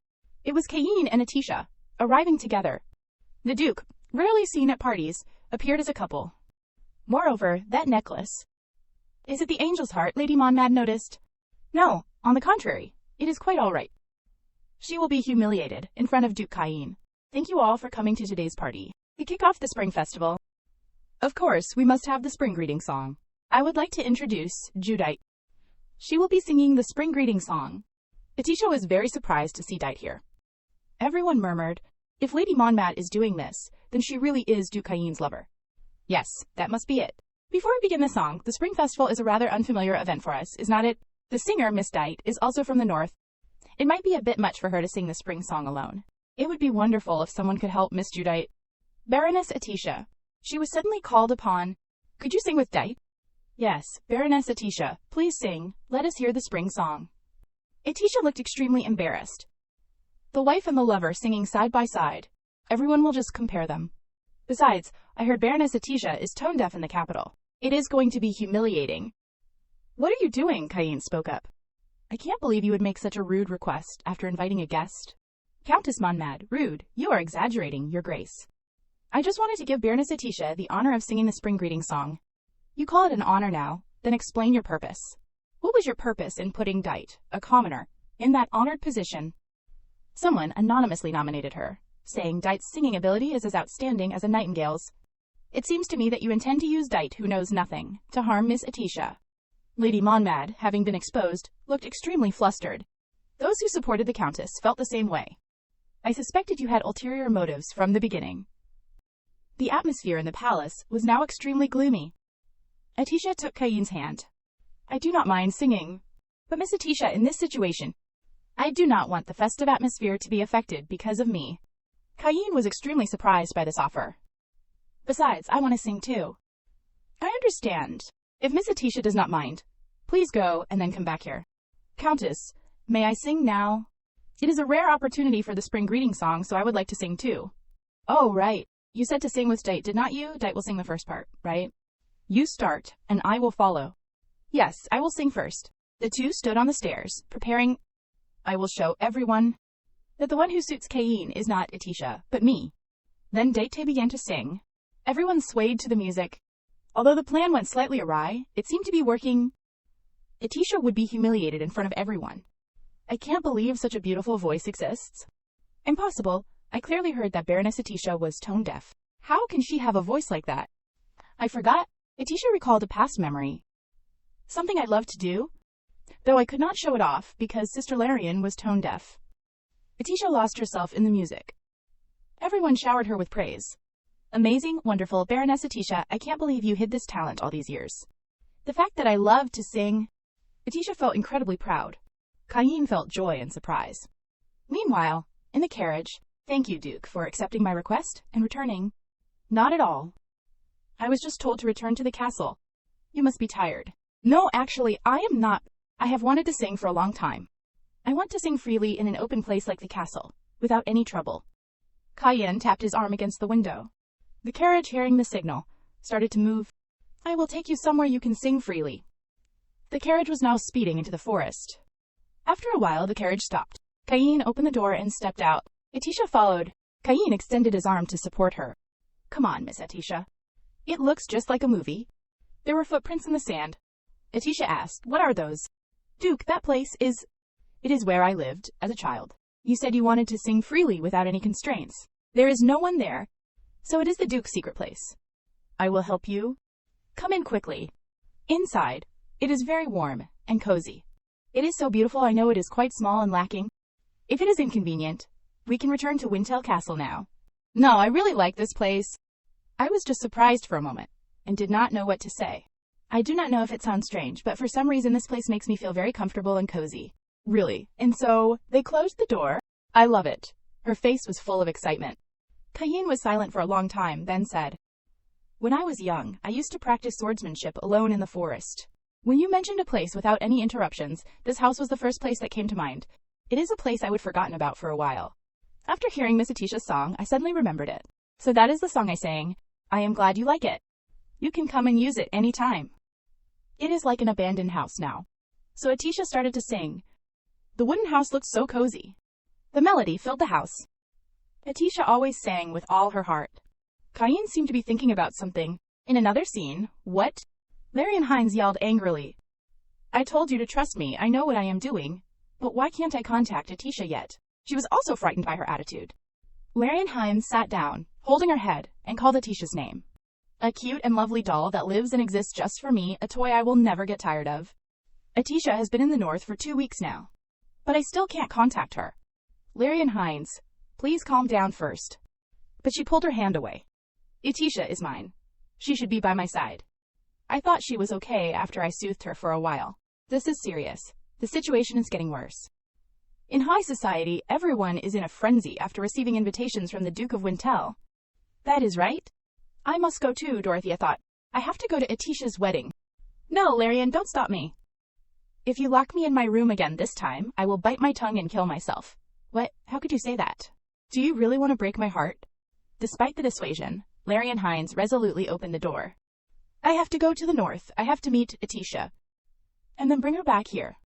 But if I fail, if so, Larian Hines's hands trembled. I will also leave my family, live in the north with Etitia until the day she dies. Morning at the royal palace. It seems that the Duke went out early today. The wedding is also approaching. If only he spent more time with Miss... Don't say that. Yesterday, the Duke also went to the party with me, Etitia said, and even took me to the hut. But Miss, I still hope the Duke will take care of you more than that. This is the north. Miss has had to leave the capital so far, and the only person you can rely on is the Duke. So the maid Marin teared up. Suddenly, the comb she was holding was snatched away. Marin was bewildered, not knowing what Miss wanted to do. Thank you, Marin, but you are wrong. I do not only have the Duke to rely on, I also have you. Marin, you have become a great support to me, and there is also my mother. She has also taken good care of me. And also, Etitia hesitated. Me too. Thinking about it, I myself have become a solid support for myself. Until now, I still thought that I wanted to understand more about the Duke, know more about him. But I did not know that I had to understand myself first.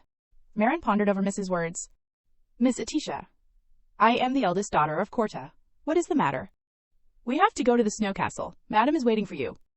This is the snow castle, where the late Duke and Duchess Wintel lived. When she arrived, Etitia was extremely surprised. The inside was also beautiful, with an ancient style. Etitia was led to the room by the head maid. As soon as Etitia stepped inside, she saw her mother's figure. You are here, daughter-in-law. Come here, and take a look. Etitia looked bewilderedly ahead. How about it? It is, for Etitia. It is less than 2 weeks until the wedding, right? Everything is ready, so come in and try it on. It seems Madam is very pleased with this daughter-in-law. The scene before her eyes made Etitia exclaim, It is perfect. Etitia tried on the dress. It is good that it is finished early, Corta. Yes, Madam. The dress feels like it was made for Miss Etitia. It is a pleasure to see the Wintel family heirloom shine like this, passed down through generations. Suddenly, Etitia became sad. Family heirloom. Can I wear this precious dress? The thing is, Mother, she stammered, if it is a family heirloom, then all the Duchess Wintel must have worn this wedding dress at their weddings. There was an exception. That is me. Is it, Mother? I did not wear this wedding dress on my wedding day, and my husband did not wear a suit either. That is how it is. No one knows what will happen. So do not bother with trivial matters. Trivial matters? Did I overthink? It is not necessary to care about receiving this outfit. That is right now I just think of myself like singing. Actually, if I think about it again, I wonder when I can meet the Duke's father. Finally, at this moment, Larian Hines with hurried footsteps. Finally, I met Etitia, but suddenly bumped into a stranger. You lunatic, how dare you bump into the precious body of a noble? Open your eyes and walk. Then she left. That person looked very serious. Larian Hines took something from Carl's hand. Mr. Carl's, it is time to depart. Is it time? The carriage is ready. All right, let us hurry back to Wintel. Wait, if it is Carl's Wintel, then is that Duke Caine's father? Larian Hines, wearing a cloak, looked at the back of the noble Duke in front and thought, if I follow them, would not it be easy to get to the Wintel family? Then she brushed it off. No, why should I sneak after them? After that, she strongly and confidently took off her cloak, raised her head, calmly and fearlessly. She encouraged herself, I am Larian Hines. There is no need to be so destitute. Next, Larian stepped forward to greet the Duke. He glanced coldly and scolded. How rude!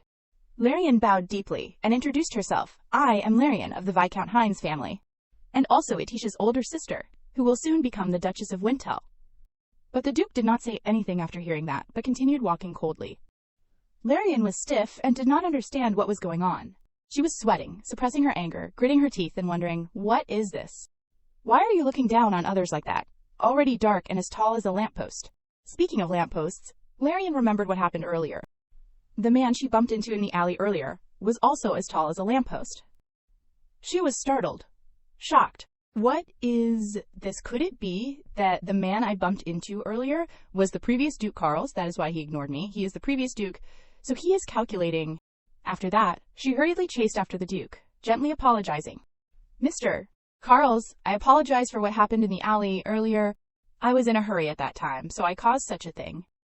But before she could finish her sentence, the Duke was bewildered. What alley? I have never been to such a place. Larian was surprised to hear that. She hesitantly explained, yes, but clearly earlier, the faces are identical. Then the Duke nodded in acknowledgement and let it go. That is right.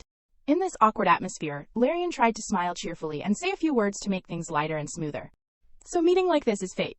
Then can I go with you to the north? I also have nowhere to stay in Wintel until the wedding day, so I have to go along. Faced with her enthusiastic pleading, the Duke only replied with one sentence. You can stay at Wintel Castle until the wedding day. I will invite you, as my guest. Larian was startled and could not believe this was true. She wondered. Really, is it that easy? He just ignored me earlier. However, she suddenly discovered something new. The former Duke's eyes are blue, but the man I bumped into earlier clearly had black eyes. So they are two different people. Larian racked her brains, figuring out the answer. She wondered, why did he pretend to be the same person? Scene change back to the palace. Heinz Atisha stood radiantly at the gate, waiting for her future husband. As soon as she saw Duke Cain Wintel step out of the carriage, her eyes lit up. But his expression was pensive, as if he was worried about something. Heinz Atisha ran over, smiling brightly and asking, Are you back, Duke? You are home earlier than usual today.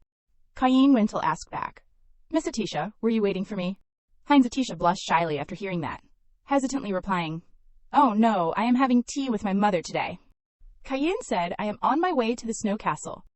Miss Atisha excitedly recounted, I also went to the Snow Castle yesterday. It is really wonderful. I even tried on the wedding dress. Cain just quietly replied, Is that so? Atisha stared at the Duke with wide eyes. She thought, I do not know why he looks more tired today. A bit dejected too. Then Atisha asked Cain, Every time you come back, can I come out to greet you? Cain was very surprised, stunned, and did not understand. He asked back, You greet me? Suddenly, Atisha did not know how to answer. She stammered and could not speak clearly. She was so embarrassed, she did not understand what she was saying. Then Atisha waved her hand, confusedly explaining, It is nothing, I misspoke, please forget it. She thought, again, if I just wait outside, the Duke might feel uncomfortable. Besides me, there are still the castle maids to greet the Duke. After that, Atisha blushed and apologized to Cain. I am sorry, this is not what we originally agreed upon. Duke Cain stepped closer to her and gently said, Miss Atisha, please do not say such things. I do not like hearing them at all. I hope that Miss Atisha will not say such things again. Tea parties, or festivals, whatever you want is not a problem at all. For the rest of your time, Miss Atisha, please use it as you wish. In a moment, Atisha completely changed her view of the Duke. She wondered, was he originally like this? It seems like something is different. I do not know exactly what it is either. Then she asked him, Does that mean I can live as I please at Wintel Castle? Cain nodded, Yes. Atisha continued, Even having tea with my mother, or waiting for the Duke. The Duke gently agreed to everything. That is right, if you want anything else, just say it. Hearing the 4 words, what I want, Atisha's whole body suddenly stirred. She quietly said, I have figured out what I want now, Duke. Can you come with me? Hearing this invitation, Cain was very happy. He smiled. Then Atisha took his hand and suggested, Let us go to the Snow Castle and have tea with my mother. The 3 of us will have tea together. Scene changed to Lady Cyrilla's house. Dite was crying and whining to the lady. If Madame truly loves me like a daughter, please adopt me into the Wintel family officially. If so, then I can truly become Madame's daughter. Dite covered her face and cried. She said, If you do that, I will never have any thoughts about Cain again, okay? The next morning, at Lady Cyrilla's palace, she invited Dite over for a private conversation. She said, Because I called you over suddenly, Dite, I want to directly apologize for the last time. She was remorseful and ashamed. I am the one who should apologize. Then, sobbing and trying to hold back her tears, she confessed, Because I wanted to become Cain's concubine, I became like this. The lady was shocked by the girl's reason. She came to her and gently comforted her.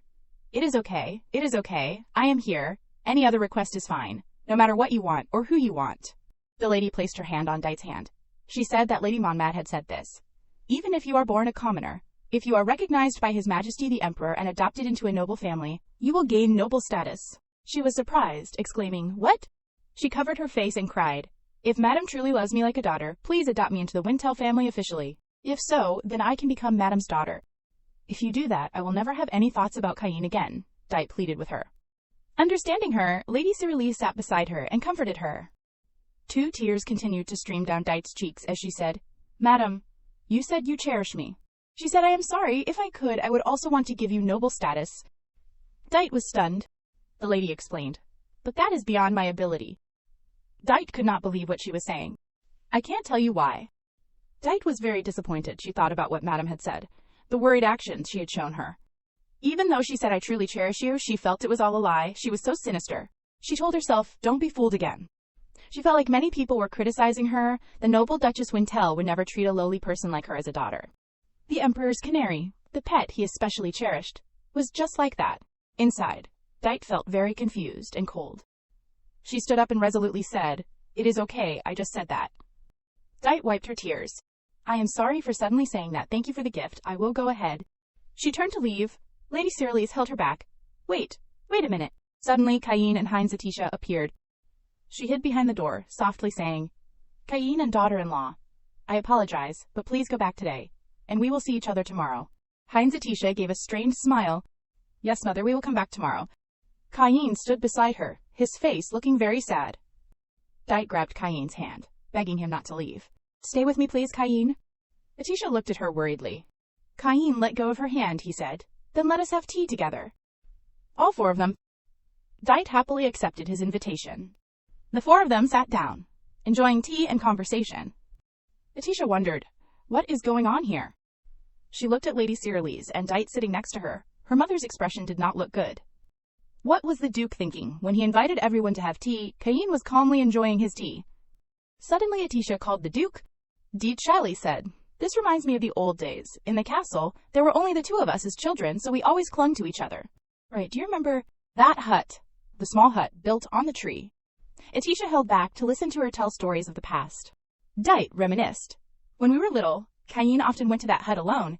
Actually, I also wanted to go with Caine. The Duke remembered, he said. You mean the hut I went to with Miss Atisha not long ago, right? Dite was speechless. He said, From now on, Miss Atisha will use that hut frequently, so she can sing comfortably. Dite's face was not happy at all. She was very disappointed. Lady Cyrillys said, Come to think of it, I also heard that my daughter-in-law sang the opening song of spring, right? Atisha happily replied, Yes, mother. There were many compliments. Hi, wife, sleep one day, I will sing for you. Yes, of course. Dite was sad and empty. She clenched her hands on her skirt. The lady said, I am already looking forward to the song my daughter-in-law will sing for me. Duke Caine put down his cup, he politely said. And mother, I have something to say. You know Dite was also invited to that party, right? Dite was sitting sadly. She said, I have also heard some side stories about that, so you will be brief, okay? I have terminated some dealings with the Count Monmad family. Dite was speechless, not knowing what to say. The lady just said, It is quite appropriate, well handled. Dite indignantly spoke up. What is that? You said you would stop dealing with the Count Monmad family. Countess Monmad did not do anything wrong. I sang because I wanted to sing. Why? Caine calmly said to her, If you still intend to continue being close with Countess Monmad, Wintel will no longer be able to protect you. So wake up, there is still time during tea to talk about this. Dite's eyes were tearing up. She was angry, slamming the table and retorting, Lady Monmad is a good person. She felt ashamed of what she had just done. Lowering her head, she said, I will excuse myself. She ran away, despite Lady Cyrillys' attempts to hold her back. Atisha said, Let me go after her. Atisha quickly searched for her everywhere. Dite finally. She saw Dite sitting and crying under a tree. She called out to Dite. Can you stand up? Running so fast, you could fall. Atisha reached out to help her up. Dite sobbed. Who are you? Why do you call Madam mother? Madam is Madam, that is what I still call her. I am asking why you call her that. Dite could not calm down. She grabbed Atisha's wrist. She pleaded, Calm down, you are agitated now. Dite kept saying, Why not me? She then pulled the ring off Atisha's finger, taking a stone to break it. Atisha was shocked and stopped her. Dite held the ring and laughed. She seemed to have transformed into a different person. Heinz Atisha stared in astonishment as Dite refused to return the ring. She was even about to smash the ring with a stone. Atisha cried out in alarm, Give it back to me, Dite. Dite, with a vacant look as if she had nothing left to lose and no self-respect left, gave a sinister smile, then quickly placed the ring on the ground, her hand firmly grasping a large stone, preparing to strike. Atisha shouted, Dite, what are you doing? Dite laughed loudly and wickedly said, If I can't have this ring, I will make it disappear. Atisha ran over and held her back. Stop it, I told you to stop right now. Dite threw her off and yelled, Get out of the way. At this moment, Atisha was extremely bewildered and worried, thinking, It seems she has no intention of stopping. Why is she so agitated? Is not this completely crazy? Suddenly, a voice called out from somewhere. Atisha immediately recognized the familiar voice as Larian Hines's. Atisha was extremely surprised and asked her how she could be here. Larian did not answer immediately, but turned to glare at Dite with a look of fury. Dite started to feel scared and stammered, asking who she was. At this point, Larian could not hold back anymore.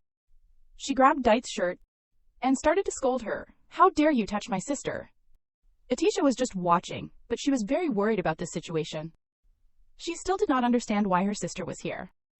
Larian unleashed a long tirade at Dite. She told you to stop. My sister told you to stop. Atisha's face paled, and she quickly stopped her sister. Sister, please stop. But Larian was too angry to let go so easily. She continued to pull Dite's hair and scold her. Do you think you are the only one in the world who can go crazy? Atisha had to run over and pull them apart. Dite was in too much pain to speak. The more she did not speak, the harder Larian pulled her hair. She threatened, Dite, I can be even crazier. Atisha tried to stop Larian, but was pushed away. She cried out in pain. Then someone came and placed a hand on her shoulder, embraced her during this frightening moment. Atisha was extremely surprised to find it was Duke Cain. He asked her worriedly, Are you all right, Miss Atisha? She stammered, I am all right, and then asked, What are you doing here, Your Grace? Cain said, I was so worried that I followed you. Then, turning to see Larian disciplining Dite, he was a bit stunned. Larian kept pulling Dite's hair hard. It seemed like Dite could not take it anymore. Cain had to intervene and shout, Stop it, Miss Hines. Larian turned her head and saw the Duke, froze, and started to let go of Dite's hair, then pushed Dite away. Atisha approached the Duke and said, Wait a moment, Your Grace. My sister and I will talk privately and resolve this. Scene change. Cain was so worried that he waited outside while the two sisters talked privately. Assistant Veldefrom came to report to him Miss Hines was traveling north and happened to meet the former Duke, so they traveled together. Cain was startled and said, That is unlike father. He is not the type to travel with anyone, let alone with Hines. He looked at the door and thought to himself, And Larian Hines thinks, This is the place she dares to come. What if she bullies Miss Atisha again? I won't just stop at expelling her. Scene change inside the private room. The two sisters were talking. Atisha sadly asked her sister, Sister, how did you get here? Larian replied, Oh, I met Sir Carl's on the way. Atisha was very surprised. You met father? Larian laughed loudly and said, That is right. I will be staying at Wintle Castle until the wedding. I am a guest officially invited by the former Duke. Atisha thought sadly. She received an invitation from Sir Carl's. Then she mustered up the courage to ask, Sister, mother, and father will probably be very worried, so why do not you go back? Larian slammed the table angrily and shouted, No, how did I even get here? Atisha was heartbroken. As expected, she has absolutely no intention of going back. Then Larian grinned and said, More than that, Atisha, I missed you so much. It is so good to be able to talk like this. Atisha spoke firmly and directly, Sister, I did not miss you at all. Larian was saddened and said in a panic, What are you saying, Atisha? You should welcome me. Atisha replied, Sister, I want you to stop and go back. Hearing that, Larian was stunned and asked, What? Who said that? Who said that? Ah, I know, Cain, that Duke imprisoned and brainwashed you. He brainwashed you so you would try to cut ties with your sister. Even more cruelly, Larian stood up abruptly and shouted in Atisha's face, Wake up. A talented person like the Duke has no reason to sincerely marry you. You are daydreaming. Atisha was terrified. She covered her ears with her hands and weakly resisted. Sister, do not shout. But Larian did not stop. She continued, Didn't the Duke steal you from me? Atisha retorted, Sister, I am not your possession. Since I have become the Duchess of Wintel, I will live a life that has nothing to do with you. Larian became even more irritable. You want to marry Duke Cain like that? Do you like that man more than me now? But Atisha remained calm and said, Of course, Duke Cain is better than you. To me, the Duke. She did not finish her sentence because Larian jumped up. No, absolutely not. No, Atisha, Duke Cain does not love you. He will hurt you and abandon you any time. Atisha never believed Larian's venomous words. Larian became even more resentful, gritting her teeth. If you are going to be like this, I have no other choice. And she threatened, Atisha, I will tell everyone about your illness. Everything. Scene change. Atisha stood alone by the window, gazing at the moon. And she pondered, what if she really reveals my excess magic power illness? Suddenly, someone knocked on the door. It turned out to be Duke Cain. Atisha was surprised to see him come so late at night. Suddenly, her head started to ache and spin. She grabbed at the Duke's hand. Cain also supported her. In this moment, Atisha blushed deeply. Cain closed the window and told her, There is a sudden strong wind from the north, so please be careful. You seem worried. Is it because of what happened earlier today? Atisha remained silent for a moment, not answering. Then she told the Duke, I have something to tell you. They sat down on the bed to talk, and Atisha recounted, because Daite was trying to break my wedding ring, my sister hit her. Atisha's hand also had many scratches from when Larian accidentally pushed her away. Looking at Atisha's injuries, Cain could not help but feel distressed. He touched her wounds and gently said, Excuse me, the back of your hand does not look good. I see it is red. It needs to be treated. Seeing the Duke's concern for her, Atisha continued to worry. Compared to the treatment, she said she would reveal my excess magic power illness. What should I do? Cain said, if that is the case, even expelling Larian Hines is dangerous. If everyone knows the truth about the time limit, the wedding will be cancelled. Atisha said with a sad face, surely Mother will also object because she wants you to have a partner. Then she asked him, so what should we do now? Duke Cain gently said, Miss. Then, without saying anything more, he put the ring on her finger. Atisha suddenly remembered, oh, the ring, I completely forgot about it because of my sister. Cain proposed to her, please marry me, Miss Atisha. Atisha was very surprised. She wondered, marry you? Wasn't that already decided? The Duke sadly told her, let us go to the chapel in Wintle Castle and hold the ceremony right now. A marriage sworn cannot be changed. No matter what happens afterward, Miss Atisha will become my wife. First, I must treat your hand, Miss Atisha. Atisha chuckled and said, I am really fine. Moving it is not a problem. But as soon as she finished speaking, a sharp pain shot through her hand, causing her to cry out. Cain was very worried and reminded her, Miss Atisha, you need to take better care of yourself. Then he took out bandages and medicine and carefully treated her hand. He thought to himself, I do not know when I started caring so much about Miss Atisha's health and safety. Touched by the Duke's attentiveness and care, Atisha's eyes teared up. Duke Cain is truly such a kind and warm person. He thought deeply, I just hope she can live peacefully without any illness or injury.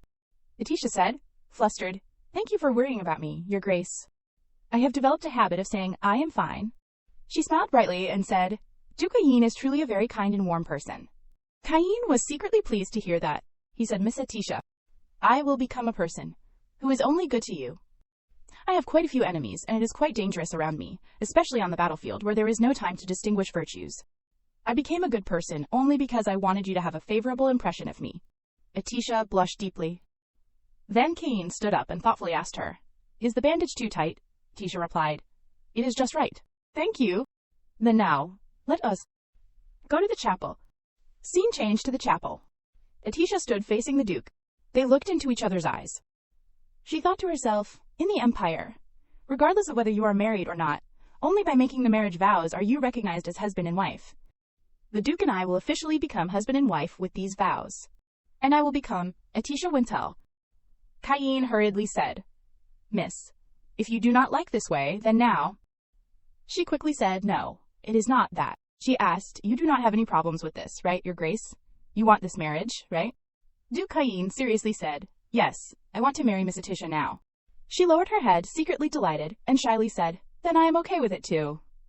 Then, I will make the vow. Then they both made their vows. With the blessings of my parents, I, Cain Wintle, take Atisha as my wife, and I swear to uphold the trust and sanctity of marriage. Atisha then vowed, with the blessings of my parents, I, Atisha, take Cain Wintle as my husband, and I swear to uphold the trust and sanctity of marriage. The Duke sweetly said, now, we must exchange the vow kiss. She looked at him in surprise. A kiss. He embraced her. She thought, no way, he skipped the other procedures, so why did not he skip the kiss too? Duke Cain and Atisha shared a sweet kiss. Suddenly she froze and gently pushed him away. She felt like she did not feel anything. She said, Your Grace. He said, on second thought, there is no one here, so we do not necessarily have to kiss. She politely replied, it is nothing. I do not know why I am like this either. Miss Atisha, I apologize. She smiled cheerfully. Why are you suddenly apologizing? I do not know what you are apologizing for, but I am fine. He looked at her awkwardly. Is that... So it seems like Miss Atisha does not see any problem. Yes. She was surprised when he turned away. He said, it is nothing. Let us go back now. Cain quickly left, leaving her puzzled. She touched her lips. That is strange. Why do I feel regretful? That night, she returned to her room. She thought, facing the Duke in the bedroom like this is so strange. Cain appeared with a strange appearance. She blushed and covered herself with the blanket. The Duke is going to bed without clothes. Cain quietly sat on the bed and gently asked, "Can't you sleep?" Atisha said, "I still can't sleep. I wonder if it is because you are next to me.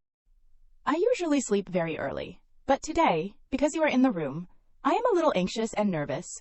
I do not know how to describe it." The Duke perceptively asked, "Do you feel awkward?" "Yes, it is a little awkward." Cain understood and said considerately, "Then I will go outside so you can sleep well, Miss Atisha." She said cheerfully, "You do not have to do that, Your Grace. Thinking about it again, I do not feel that awkward."